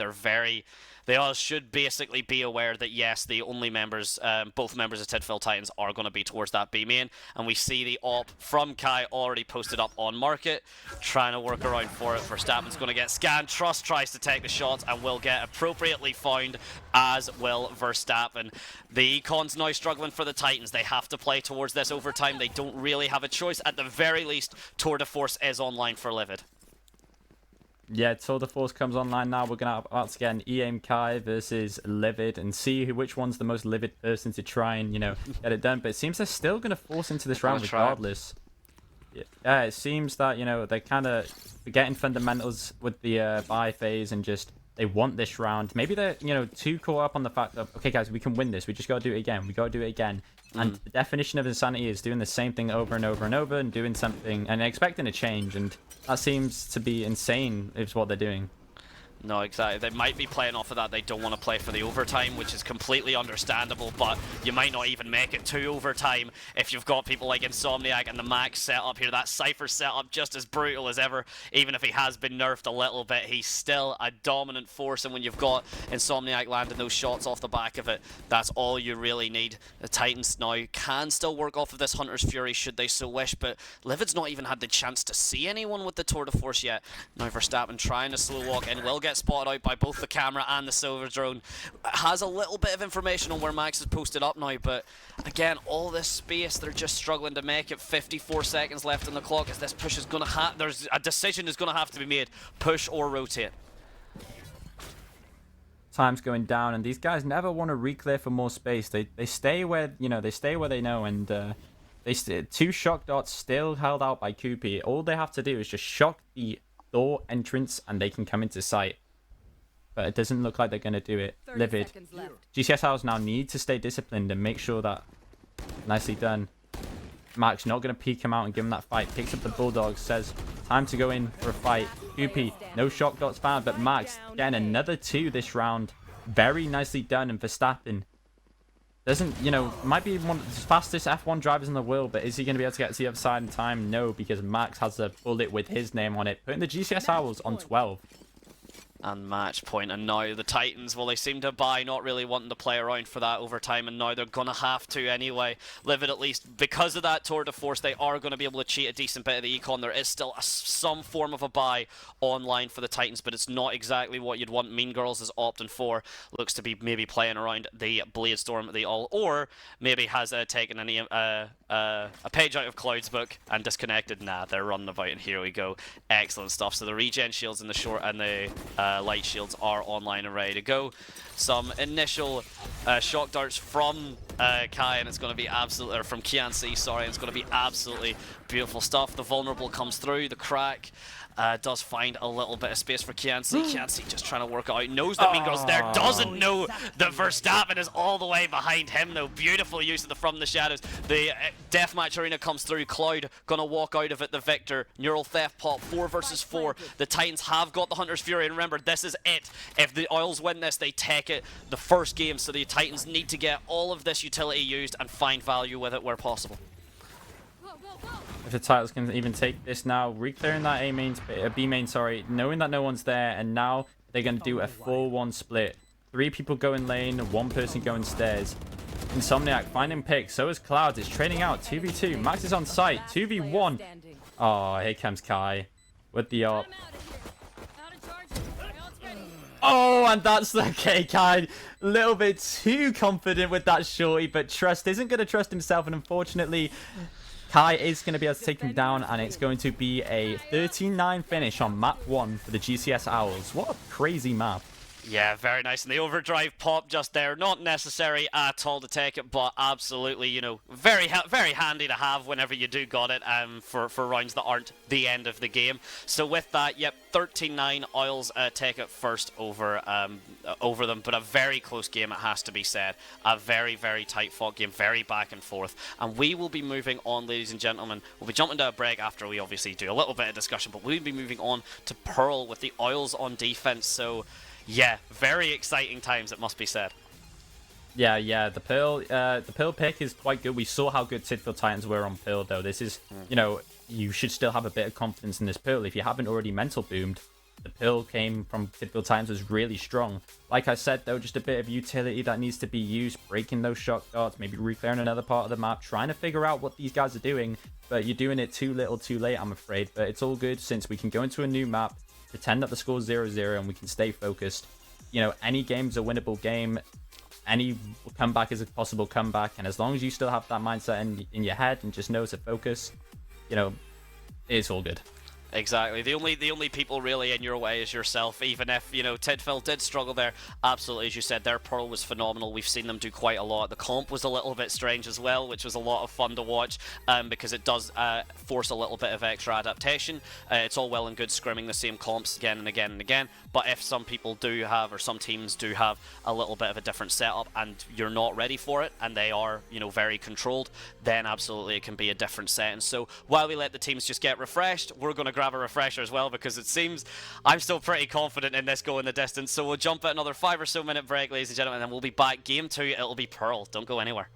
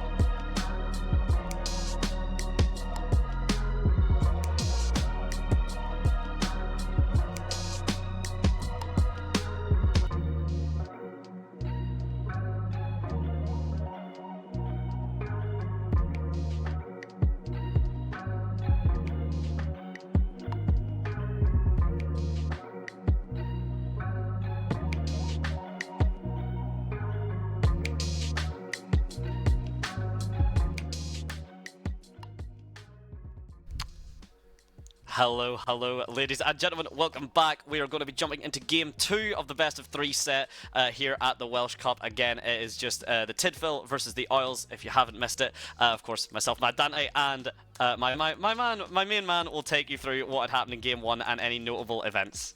So obviously, yep, Lendoth here, and we had quite a close game. At the start, Tidfield Titans seemed to be taking quite a bit of rounds, again, building that bit of momentum. However, once that switch came over, having that 2 Sentinels on attack and just forgetting to use a lot of utility, and then kind of bombing it down with low econ guns and trying to win rounds where you probably should have ecoed, kind of costed them the game. However, players like Cloud, Kai, the entire GCS Owls roster kind of just showed up when they needed to, and it was really nice to see. However, the Tidfield Titans now are going to have to just forget that happened and focus on Pearl. Make sure, because we saw how good they were against St. David's, a very close game, nice little comeback. St. David's was quite dominant that entire game, but, you know, Tidfield Titans were just, you know, they wanted it more at the end of the day, so... Exactly, and that's the thing. So kind of going through in terms of just, you know, players that I want to mention, kind of jumping into, you know, if you did miss the game, KNC was absolutely disgusting on that Sova. Just a lot of good control, a lot of good positioning, and a lot of good spatial awareness. I mean, Sova has been shown to be arguably one of the highest skill ceiling agents in the game. There's a lot of times that dart can go wrong if you mess that up, if you don't have the lineups good to go. But KNC's showing exactly why he is as powerful, why Sova is as powerful on that ascent. Other than that, even if they weren't exactly king of the scoreboard, Livid had some excellent little kind of highlights on that chamber, and being very much able just to get the pick and then jump out. Chamber hasn't been able to, you know, find quite as comfortable a spot in the meta recently, but nice to see that he is still getting some love, and we have even seen them pop back on Pearl just because of that big B long. Yeah, B long, you know, used to be really attacker-sided, but kind of turned down now to more of a defender-sided map. To be honest, the only attacker-sided place I can really see is just, obviously, A main. A is really easy. So if you take that art space, you can crunch in. You know, coming in for 2 angles is really scary, especially if you're playing on defense. If you're just a lone wanderer on that site, you are going to get run down, and just all your utils going to go, and you're going to have to play retake or fight for your life. Yeah, exactly. There's not really much. I mean, you've got Secret and you've got like Dugout and things on A, but nowhere's really that safe. You know, we see quite a lot. You know, the Fade usually we see quite a bit of, and even then you've got like the Seas. You've got Nightfall. You know, there's really nowhere to run from that if you wanted to keep any space or control. Otherwise, it is just, you know, you run back into Flowers and then try the retake, and the retake can be so difficult. That A main, just on top of those stairs, as long as you've got some util or Astra Stars or smokes, you know, the gravitational well and such, it basically means the post plant sort of inevitable. Yeah, that post plant, you know, just it depends which agents are picked. Though, like you said, the gravitational well, the Killjoy mollies, the Gecko molly, you know, really a lot of delaying util that defenders have to worry about. So I guess in defense, you kind of want to try and contest that space, get him to use as much of that util as possible before going into these scenarios. It is all about, you know, more macro and micro, I guess. Micro being, you know, taking fights, fighting together, using util, what util and stuff they have for these scenarios. But it seems to be now that we're going to go into this, the final map. Well, I say final map, we're in a best of 3, so the final map that the GCS Owls need, but a long climb up if the Tidfield Titans want this as bad as they do. But it does seem that we are going to have a bit... No, this is the same comp, I believe. Yep, this is the same comp. I remember Trust on that breach. Got punished a lot of times, and seems we got, yep, nearly a mirror comp, but running that double duelist with the Jet and Phoenix, and some nice flashes from KO. So not a lot of info that can be taken from this comp, so they are going to have to start being proactive and finding out what's going on at places. It's just about making these analyzations when, you know, you're in that agent loading screen and understanding how to play against the comp. Yeah, exactly, and that's the thing. I mean, we were saying, you know, with Astra as strong as she is, you know, it's quite surprising that both teams are opting for. To be fair, I mean, Insomniac hasn't locked in the Clove just yet, but you know, that's something you got to consider, as Clove is quite a smaller spaced controller. You know, they don't have near as much control of a map, even compared to someone like Omen, you know, especially compared to someone like Astra. So the fact that both teams have opted for it means we're going to be seeing likely quite close quarters. Oh my days, has it changed? Is Kai doing something cheeky at the last moment? Lendoth, don't blow our eardrums out again, but yeah, take it away, man. This is yours. Yes! That's all you. Double controller running with the hover comp. I'm gonna PayPal him a $5. I told him to do that. I said if you get Pearl, you choose hover, you'll get a $5. No, but 3-minute delay. So I actually cannot, just saying there's a 3-minute delay. I cannot We don't impulse on the actually have decision. influence over this. We Yeah, are there you memeing, go. ladies and There gentlemen. we go. There we go. But the Harbor pick from Kai, I'm very excited. Double controller. So this map has a lot of extremities, right? If you can cut down these extremities, you can make it such a nightmare. And Kai, I'm going to have to shout our observer to keep your eyes focused on... No, I'm joking. Keep your eyes focused on this harbor and see what's going on. But as you can see now, see this harbor wall can cut off a lot of this B main info. And it seems that the Tidfield Titans are rallying up to go down towards B main. So pushing this wall out and cutting off that info is going to make Tidfield Titans have to use that util. They're going to have the Gecko flash. They're going to have to flash through, try and fight through. But they also have the breach stun, which is lovely to see. Oh, someone keeps pressing the mic button, unfortunately. I do that way too often in scrims. I do that too. I did it in the official the other day. I said something about a molly, and some guy put in all chat, yo, can you repeat that, please? I was like, no. Absolute ridiculous. No, I'm exactly the same. It does happen. And now we see, as you said, that Harbor Wall cuts down the initial push. A decent amount here in the Harbor Wall now going to come through as well. Now the members of the Titans are just going to have to kind of sit and wait. They've already pushed back, and look at how quickly you go from a 5-man aggressive push to... Actually, you know what? Maybe not. What's back here? Yeah, going back towards A main, re-clearing that space. They know that it's quite, a dangerous spot, but Kai should be able to hear these footsteps, and he's aware of something going on, but luckily they've cut noise at mid. Oh, he missed the knife. That is so unfortunate. That knife is so valuable to get. And there we go. Alarm bot goes down. Cloud swinging out. And does he check Kai? He does. Kai finds it's good for one. Trade should come in, though. And Max is there to help. And it's a party in the B link. Everyone's just fallen. Party and everyone is invited. Both five members are going to be there. Cloud picks up Livid as well, though. No, the party's still in the B main. And the flank finally from Insomniac. Max is able to be good for one as well, and the oil's just collapsing onto the Titans. It was a solid push from the Titans. A very initial, Mean Girls just dashing through there to try and take that space, but as the oil started to kind of get their footing, the Titans, what had become a very, very solid push became essentially stepping into a bear trap, and the Jaws had shut down the side of the oils. Yeah, without getting shut down, all they have to do now is just, regroup, rethink, and let's see how we can do this. Okay, so now all they're going to have to... This is going to be a bit of a hard one for them. They have a heavy stack towards that B. Knowing that it's defender-sided, I probably would put a bit more pressure towards A, since A is really easy to take, especially, it's close range. I don't think they would opt towards B at all, especially with classics.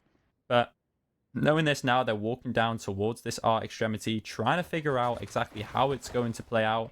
And the Harbor Wall is going to come in, denying them that info. And now they're going to have to decide to re-clear somewhere else or use some info to break through. And they're using that info. They do commit that wingman, yeah, they absolutely do. But now there's nothing there for the plant. They're not committing as well, the Gecko or the wingman to the planter, actually. That is still sitting on the back of Koopy there. Oh, speaking of on the back, Kian behind the Titans, picks up Trust and runs away. And now, you were saying about committing util to try and clear that space. You've ran out of your breach. There's no aftershock. There's no fault line. There's no flash. No flash, and the Max is going to find Verstappen. The picks are going to go in the favor of GCS Owls. Kai swinging around. Insomniac finding Koopy, and Mean Girls with the Marshall. What can you do? Not a whole lot. Flawless for the side GCS Owls. Absolute nightmare for the Tidfield Titans. Getting all that weaponry going into that next round. And it seems that some of them are going to have light shields. This is going to be a perfect round for Cloud to get some picks. If Cloud can find out where this jet is and punish, that's easy.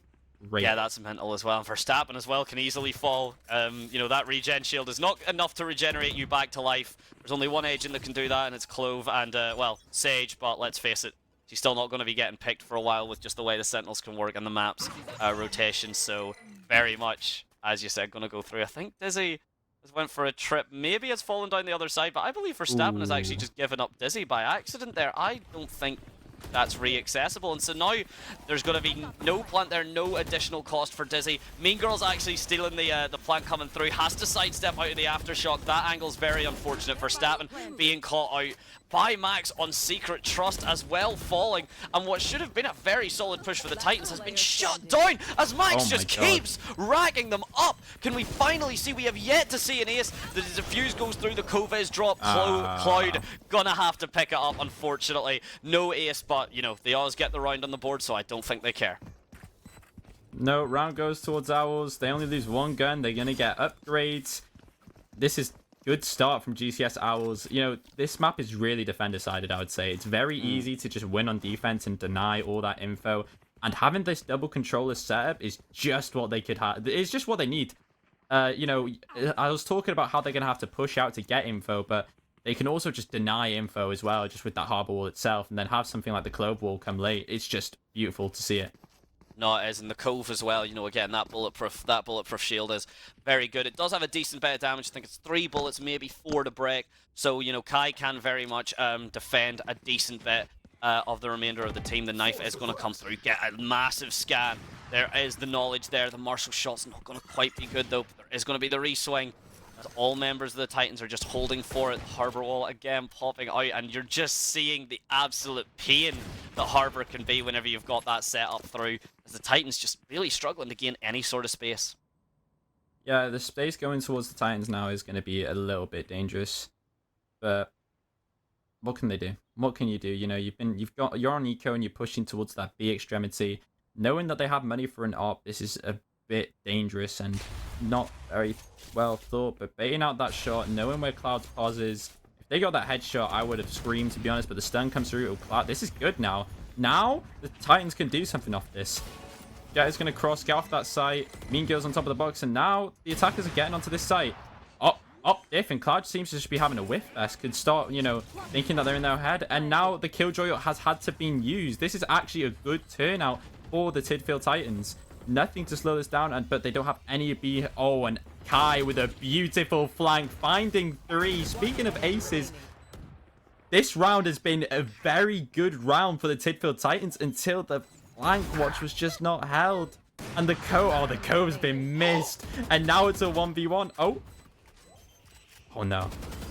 Oh, this is terrifying. Flash comes through. God. Beautifully done, but I don't think there's time. Oh, there's plenty of time. I'm sorry. There's plenty of time. What am I talking about? I thought I hit 2 ticks. Very nice round from Kai. We saw him on the neon light. Okay. That's an excellent spray. That's maybe my favorite spray I've ever seen in this game. Very nicely done, Kai. Very nicely done. Yeah, really nicely done. Unfortunately, the KJ Kupi just, you know, went way too forward, and we saw him on the server last game, but now they had the util down, but now it's about staying in range of the util, which, you know, very nicely done. It seems Kai is starting to pick up that confidence now, and managing to get 3 of them on the flank was just what you needed. Yeah, exactly. That flank play was brutal. I mean, you'd said how good it looked for the Titans, and then all of a sudden, as if hearing you, Kai decided that that wasn't going to be the case and he would not stand for it. The knife is going to scan through. It's only good for Trust. Do see more of a default split towards it. Cloud Dankty not able to land the shot. Kian C, though, picking Trust up where the op shot unfortunately missed. And you did mention it. It is something to point out. Cloud is really struggling with these op shots at the moment. Just hasn't quite worked out. Oh, Insomniac getting pushed out by Flowers there from Mosh. We see the Dizzy pop through, the Wingman plant. Mean Girls is already in the defender's side, taking down Insomniac. This Clove smoke's still going to be online, because again, that is the big thing for Clove. The Reckoning is going to be dropped down by Kai to try and keep control. Mean Girls going to get shut down. Cloud landing the shots whenever they need it most, but still quite an even matchup here. 4 versus 3 for the Oz as this retake begins. A lot of util online for that, and the Cove in particular is hopefully going to be enough as Max and Verstappen trade 1 out each. The swings are there, and the Isles will walk away 5-1. 5-0, sorry. 5 in the game, 1 in the series. The Titans still struggling to pick up anything. This would be if this ends 13-0, you know, now these rounds are going into where they're going to have to call a timeout at some point, break the Owls' momentum, but, you know, maybe Livid might actually start to be a little bit livid at some point. You don't really know what's going on the mental side of the team, but this round building up is not good for the Titans, and they need to do something about it. Call a timeout, halt this momentum that's being built up upon them, and just really trying to figure out how we can, you know, enable our Jet. Yeah, is really the big thing you've got to look at, and the econ now is starting to be spread out a little bit. The Killjoy util onto Verstappen, trying to take all this control. The Harbor Wall actually bailing Verstappen out a little bit. Kai trying to get the taps on the Mean Girls. Ooh. Mean Girls will use the stun beautifully. The retrade, the refrag is there. They'll live it, though, good for another one. And there's no clear on the main. Kupi at least picking up the gun, but swinging back into the same place that was shot. The knowledge just isn't there. The awareness at least picked up. Livid, though, good enough for 3. As now Cloud stuck on that B site, all on their own with the op, and the Titans should be aware of where this is placed, as the 2 versus 1 should begin with this plant towards the A site. And knowing that the KJ util's down, it's quite obvious where they're going to go, so it seems Cloud is going to go and pick up the better weapon, like the Vandal, and it's going to go and take this 2v1. Clover online, it's impossible for the Tidfield Titans to lose this, and the Gecko ult. If Cloud wins this, I'll send you a $5, Madante. Oh, I understand. I'll take that.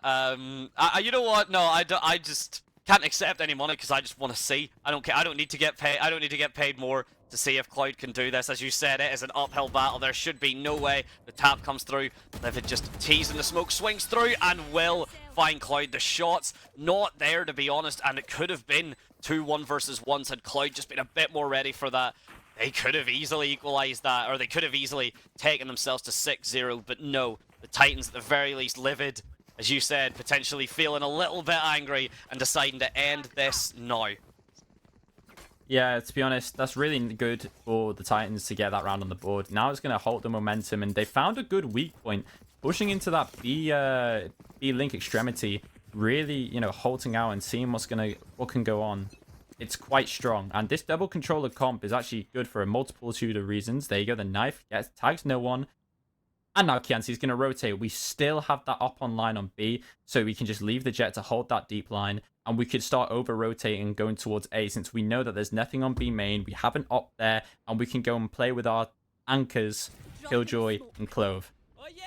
Not only that, play with them, knowing that the ults are going to be coming through thick and fast. The stun, the thrash is going to find it because of that. Yeah, the detain actually going to be able to slow walk out of the way of the aftershock. Not going to be able to walk away from the bullets. Livid has just been finding these kills thick and fast. The site control is going to be there as the Killjoy util gets cleared out, and it's set up for the post plant as well. Livid good for another one. Takes out Cloud, that is the op down. Takes down Max as well. Livid is done with your shenanigans. Not dead yet, even with the bullet to the head. Verstappen good with at least one trade. The swing is good. Kai. Livid is there again, a ghost haunting the Isles all of a sudden. From someone that was struggling a moment ago. 3 kills they had, I believe it was 2 rounds ago, and now they're all the way up to 11. Very, very scary stuff. Livid actually might have been Livid when I said that. Wow, going for a redemption arc, but the only problem is, you know, the rest of the team might be feeling the mental boom or the fatigue now. It's really important. I gone through this quite recently. It's really hard when you're playing a lot of games in a day. You gotta find it. It's more about building that stamina, because you can't play a lot of games a day without getting tired, and it's quite hard. So we're probably seeing a lot of fatigue from these players, or maybe someone like Kai might be used to it since, you know, he's been to LANs and stuff. So it's just a reps game. Like I said, it's just an experience, and it's the stamina that can really be a detriment. Because you said the expression earlier of, you know, maybe on another day this team would have won, and, you know, from diff day, and I completely agree, and I think that's going to be the case with this too. Exactly. I mean, to be fair, you know, point out players. I mean, Cloud has been struggling a little bit with those shots recently, which, considering that Cloud, you know, just once upon a time, Cloud would not miss the shot. And speaking of not missing shots, Kianci with a beautiful one. This Marshall just causing a little bit of trouble, but the wingman, the power of Gecko being shown, as that spike is still going to go down despite the pick.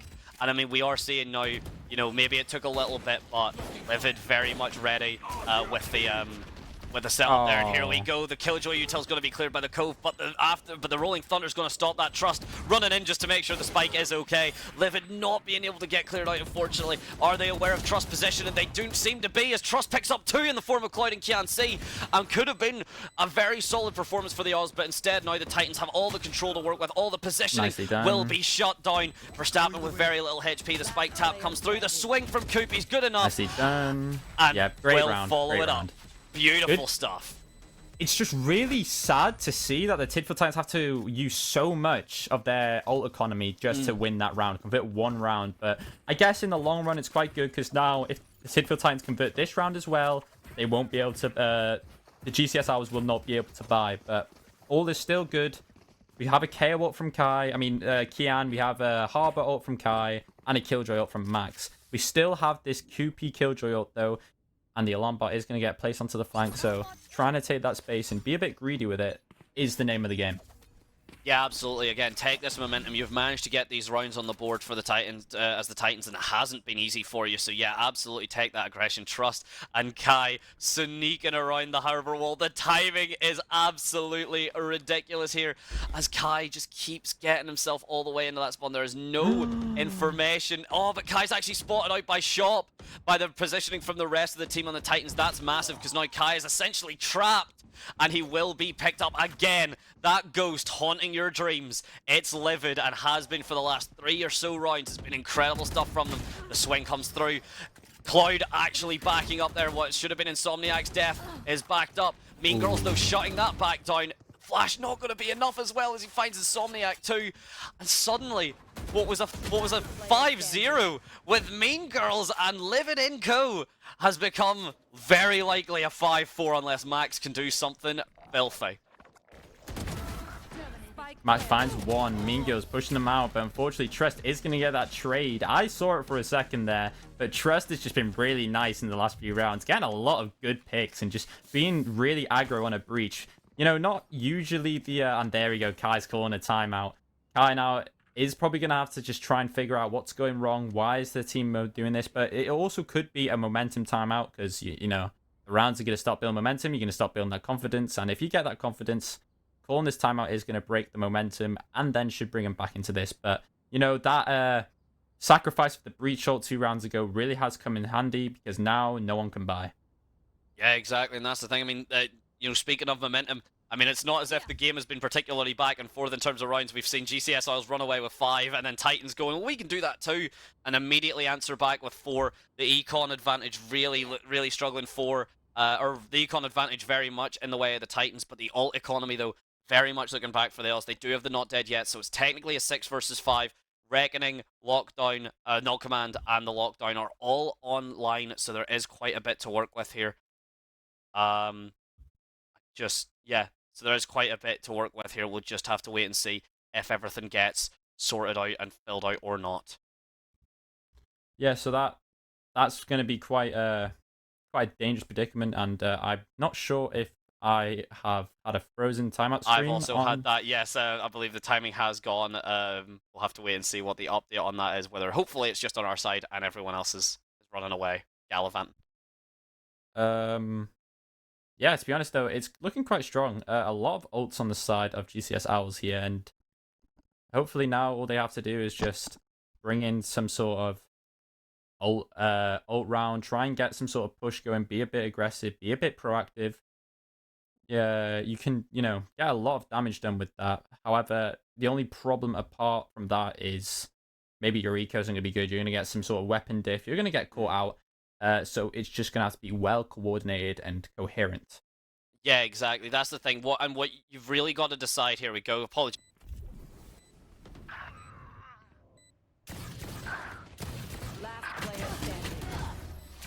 Up and oh my days, as soon as we come back we go to 5-5 equalized. Incredible stuff from the Titans there. No ultimates used from the Isles, and that was exactly what my point was going to be. And Lendoth, you'd very much hinted towards it as well, where if you're going to be using the ults, you understand that your econ advantage, that your gun advantage isn't there. So if you use the ults, you have to make sure you're getting value out of them, make sure you're creating that space. Otherwise you're sacrificing ultimates and then having to take gunfights with vastly inferior weaponry, which likely just ends up meaning you lose not only the round, but all your ultimates as well. So the Isles very contained and restrained on that, deciding to keep them all for this next round as this full buy, as we see a very aggressive push from Cloud, and it's going to be shut down. Kianci is there ready and waiting.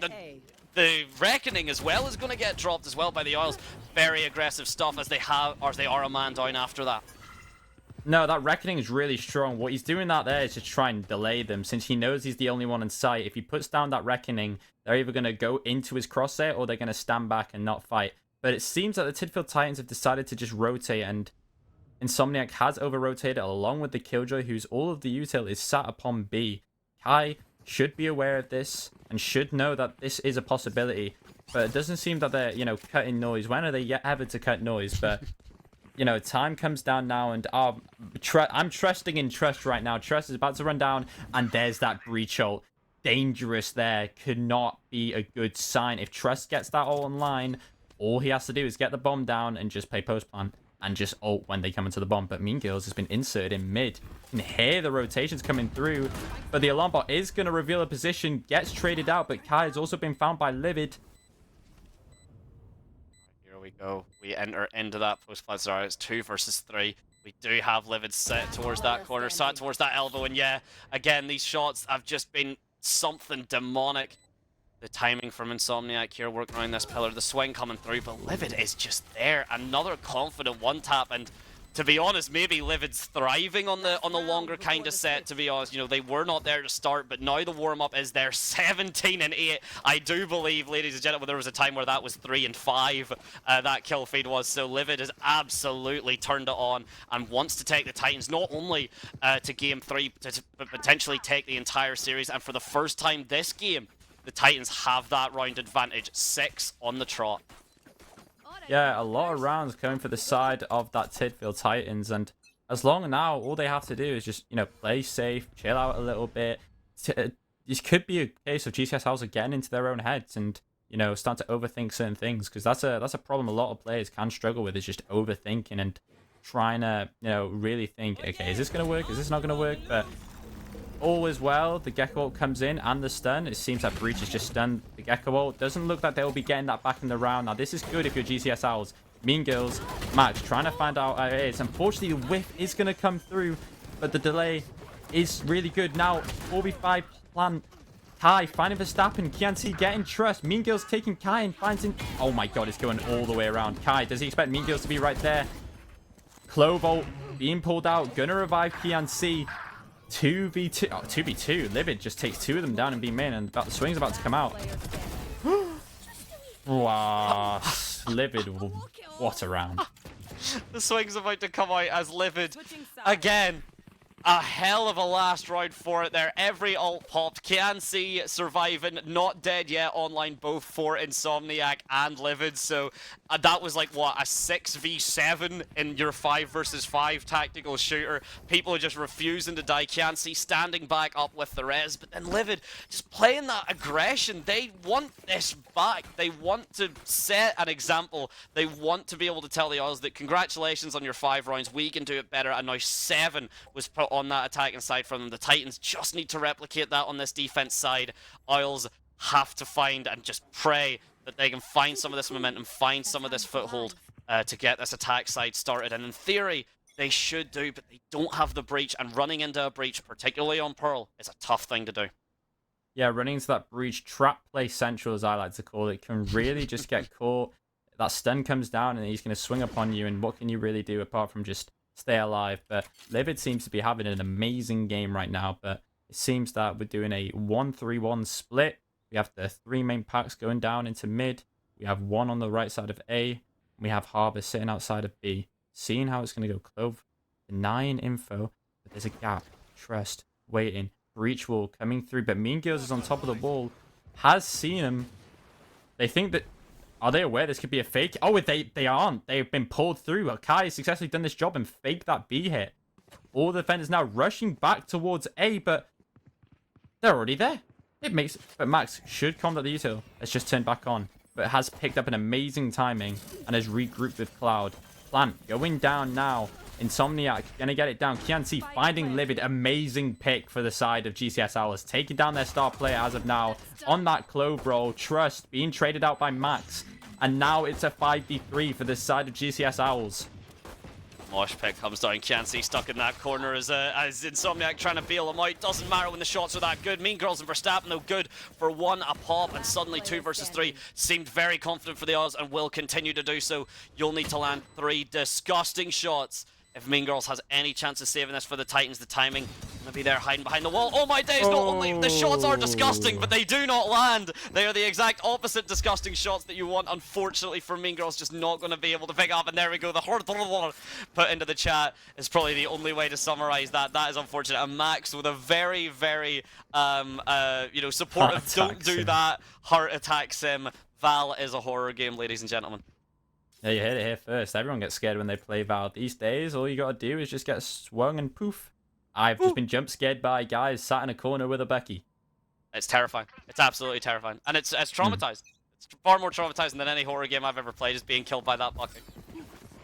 Now, that Bucky can be very dangerous though, but what else is very dangerous is the fact that Cloud, it seems that they have decided to force... Oh wait, they won the round.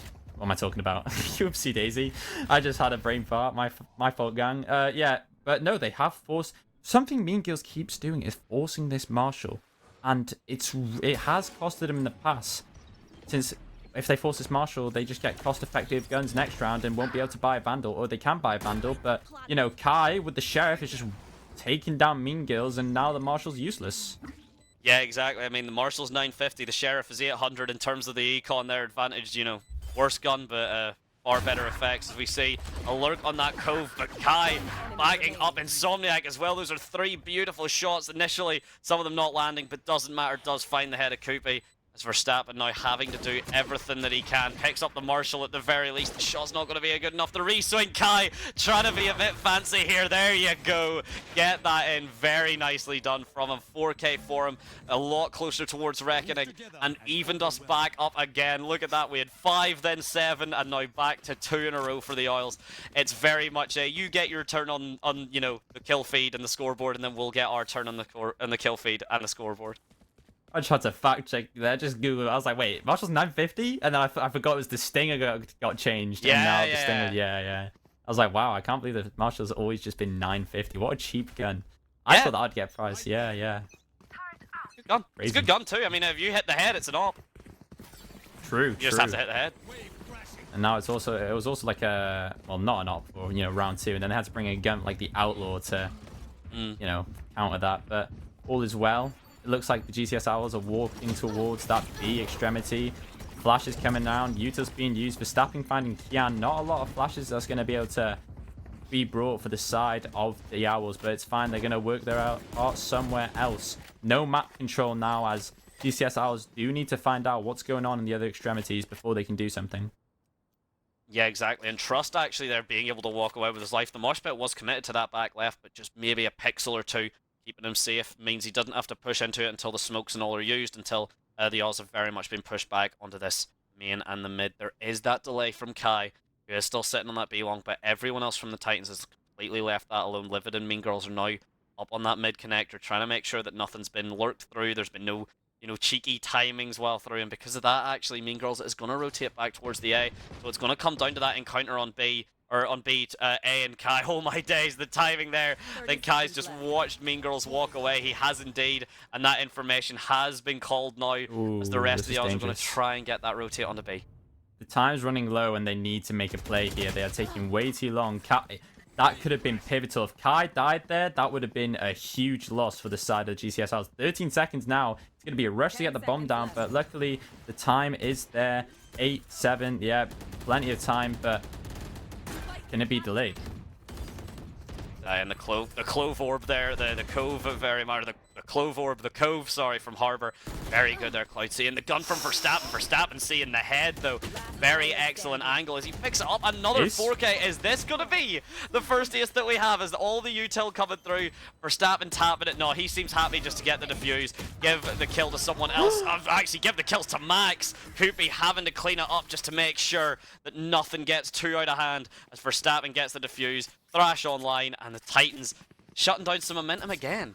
Yeah, you know, that is their bonus round though, and getting the bomb down and taking as many guns as Max did is still a good round for GCS Owls, but unfortunately, as you said, the momentum isn't going to be there. Well, it might, depending what they can do. Now, looking at this from an IGL's perspective, we do have the Harbour online. We do know that they do have a lot of delay util on B. We could see, yeah, the ping is on B, so we could just try and you know, use that Harbor ult, or we could have just left me on B, Harbored ult, get the info on who's playing B, and do a hit somewhere else. A lot of possibilities that can be done here, but beautiful shot. You know, I was talking about the weaker gun, and Mean Girls has just gone and proved me wrong and gotten a headshot with it. Harbor ult is going to be used, smoked, all going to be coming off, and out comes EAIM Kai, going for the bomb plan. It's just going to be playing, you know, spray down bomb simulator, but they're aware that this could happen. 3, 2, 1, swing, no scope, tries to get the Vandal, but doesn't remember about the possible trade. Detaining. And Kai coming. Continue on, my man. You've got it. Oh, I don't know what. There's so much happening, and kills are coming through. Wow. And that's the end. And there we go. Trust finally being able to get it through. And the Titans now walking away with a bit more of that momentum. Yeah, scary. Unfortunate for him, Kai. That 3-2-1, the push was there, but I mean, the shots from Mean Girls and that Marshall was terrifying. You mentioned it, and I have always had a soft spot for the Marshall, Lendoth. I always have. Because when you do stuff like that, I think it's clear to see why. Yeah, true. It's just a lovely day. You know what I mean? Like that Marshall, if you can get a headshot, it's just a lovely day. Because, you know, it's all going to go in well. You got that mechanical aim. You're starting to shoot against them. And all you have to do is just play well.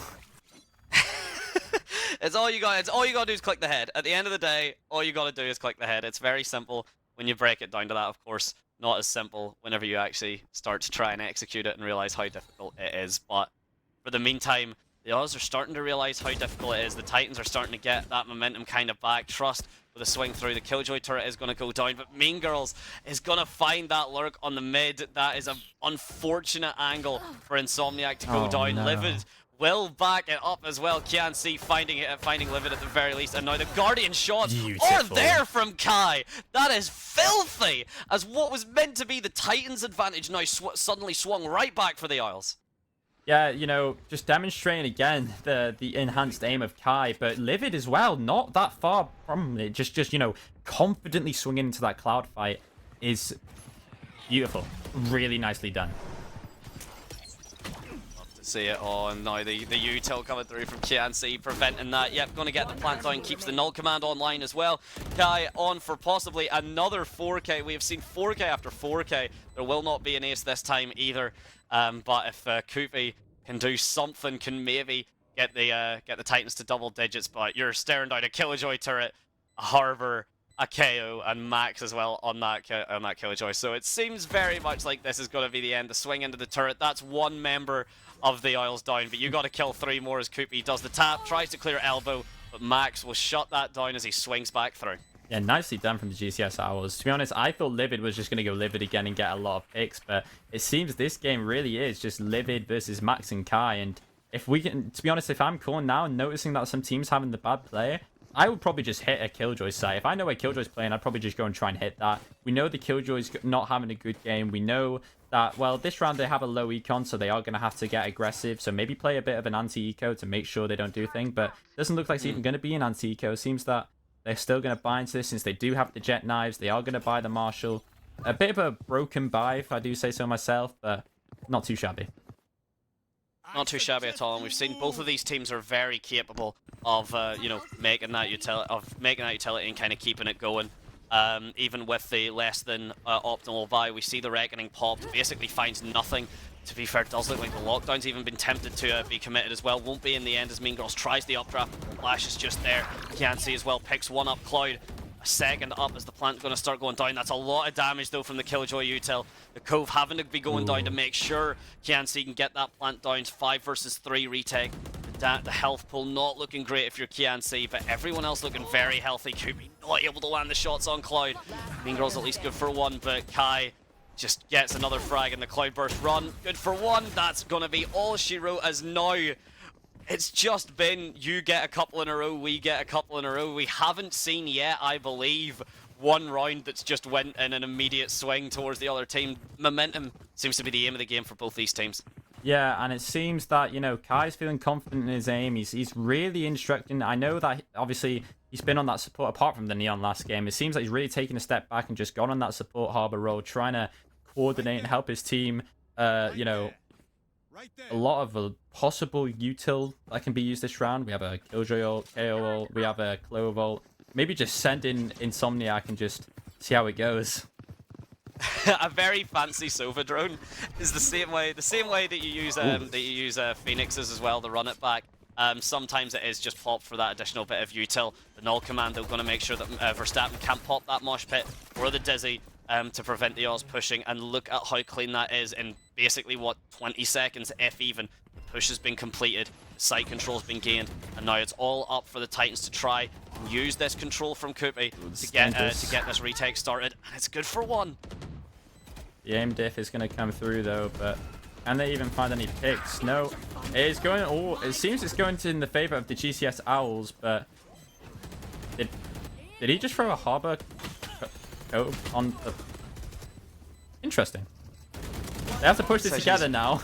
I got confused for a minute there, Maddantekiller. He threw a bulletproof harbor cope on the bomb. Yeah, decisions definitely been made there. I'm not.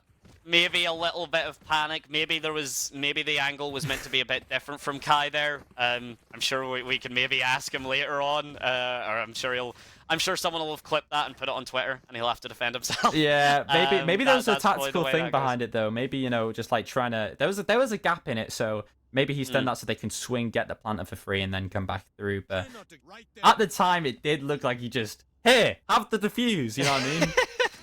On the house. Keep this interesting. And keeping this interesting. I mean, it's 10-9. It's super close. The Titans now are starting to lose that momentum back again in favor for the Isles.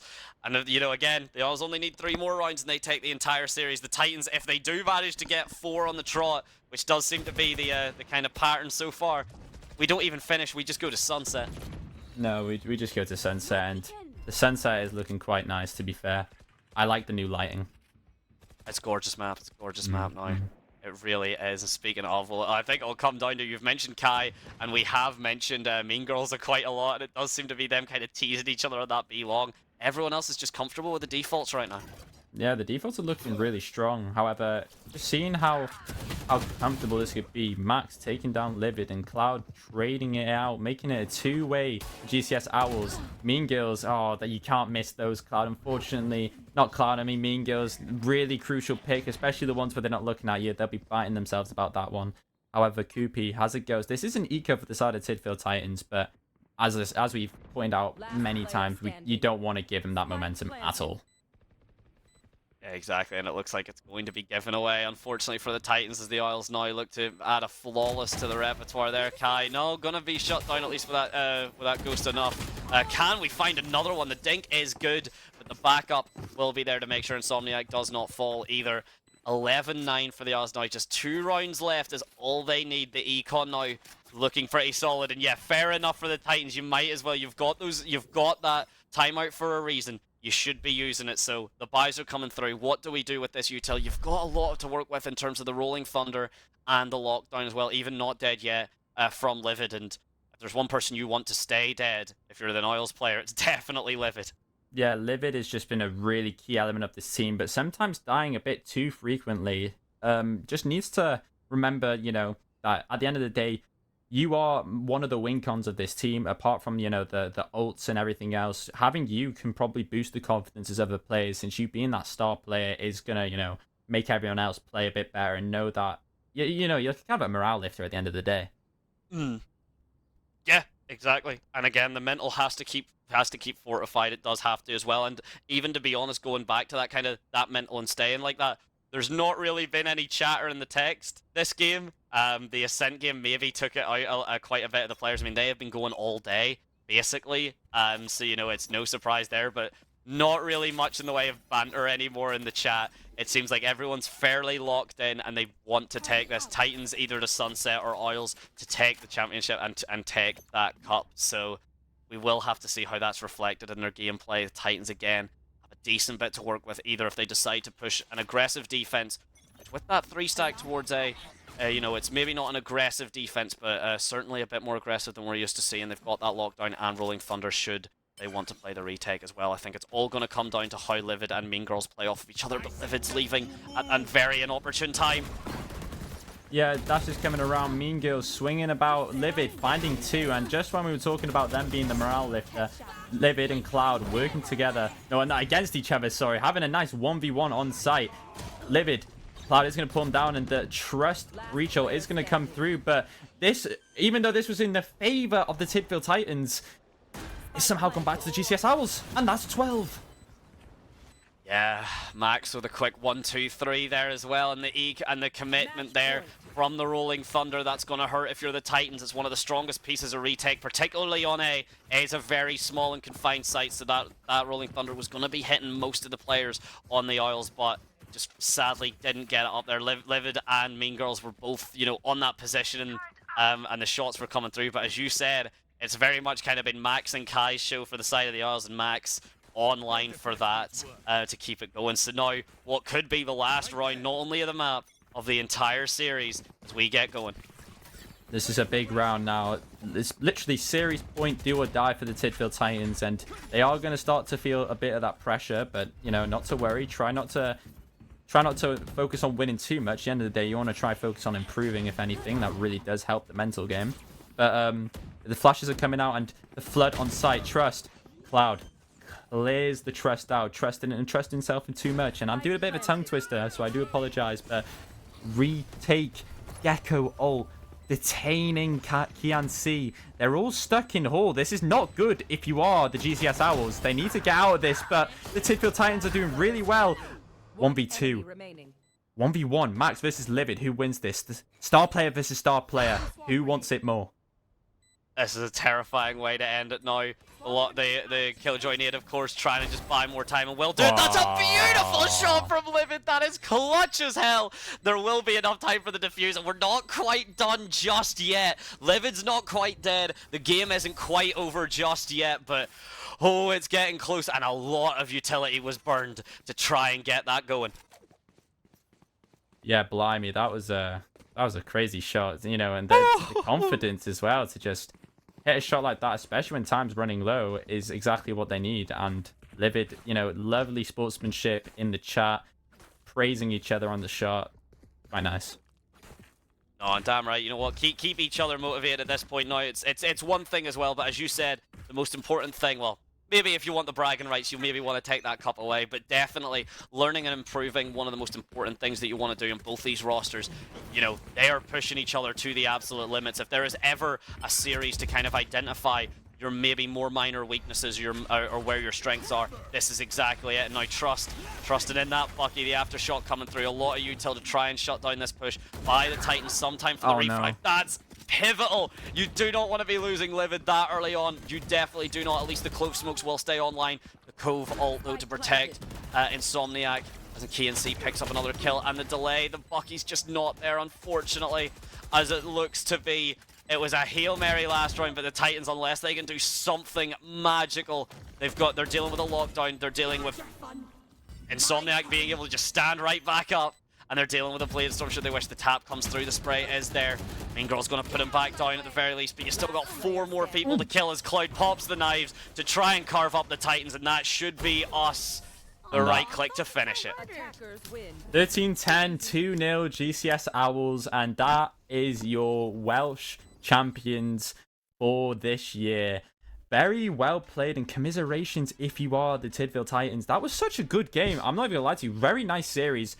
2 close scores, unfortunately, just little things that they couldn't close out on. For example, Livid just being a bit too aggressive at times. And got to remember that this is a team game, you can't go Kobe Bryant all this and score like 81 points. You have to play a little bit calmer and try and be a part of that team. But obviously, they were coherent in things. There was a lot of nice plays. For example, the sacrifice breach ult to convert that eco round. Really nicely done. But unfortunately, and commiserations to them, however, GCS Owls just played their game. You had Kai popping off. You had Cloud popping off. Excuse me, I'm about to yawn. You also had Max popping off. It was just a really nice game in general. No, exactly, and that's really what there is to it. I mean, both teams there, every member of that roster had at least one time to really shine. And we are, obviously pointing out some names and things, but even, in terms of like Trust, who was maybe kind of having a bit of difficult time showing up. There was some absolutely beautiful plays and showings from them. Even same with Insomniac. Someone that we weren't really kind of expecting. That was a bit of a roster change as well. And there's every possibility that had just kind of gotten to them a little bit. Again, as we've said, if you're new and you're fresh-faced and you haven't really seen your name on the stream or anything, it can get there. But They were managed able to pull it out in the end for what was, honestly, probably one of the best of 3 series that we've seen in quite some time, even if it did go to a 2-0. Yeah, 2-0, you know, like I said earlier, it was close. Like, it was a good head-bashing clash tighting, you know. But unfortunately, one side wanted it more, I guess, and it just pulled them through. Yeah, absolutely. Well, with that, ladies and gentlemen, we will be calling it through. That has been a long day. No surprise, Lendoth, there that you're yawning. I've had to stifle a few myself. That has been 5 hours, basically, from kind of the get-go there, and these teams have been absolutely going through it. So, mad respect to them for being able to stick that out. Lendoth, you'd pointed out, you know, playing series, you know, playing games that long can absolutely be draining. Yeah, this is a mental sport at the end of the day. But obviously, who do you think was the MVP? I'll say my one after yours. But... I mean, Livid was there kind of near the end, which was fun to watch. But out of just sheer consistency, Max just kept being there. Every time something was happening, just Max seemed to be there. What about yourself? Jody Bigfoot, to be honest, he's a really we knew where it was going. We knew where it was going. Oh no, you didn't. No, you didn't. I was thinking, why did this guy not ask me that? But you I know. Sorry. Oh, for God's sake. But big shout outs to him, of course, and big love to him as well. But yeah, absolutely. Do you actually have an MVP before? I do have an MVP. I genuinely think. I actually have to give it to someone like, Livid. Like I said, Livid was just really... He was there for his team. Nice pillar to anchor for. And Mean Girls was a close second. You know, same with Kai and Max. But Livid was just won a lot of rounds. Especially giving them that tournament life was really, really pivotal. Yeah, no, absolutely. I completely agree with that. Well, thank you so much to the players. It has been an absolute blast. Thank you so much for you guys for having us as well. It has been a blast. Thank you everyone for watching as well. Obviously, you know, it's while we get to yell, it's much funner when there's people watching us doing it and enjoying it. So yeah, huzzah indeed. Any last things before we go, Lendoth? No, just a huzzah and have a good day and happy holidays. 1st December, open your calendar. Oh, that's right, we did say that, huzzah, and you are now, as christened by us here at the Welsh Cup, you're now allowed to put your Christmas tree up. It's December. It is December, so get the Christmas tree put up. But ladies and gentlemen, again, thank you from the bottom of our hearts. It's been an absolute pleasure, and we hope to see you very soon for either more Welsh Cups or just genuine shenanigans. We can't wait.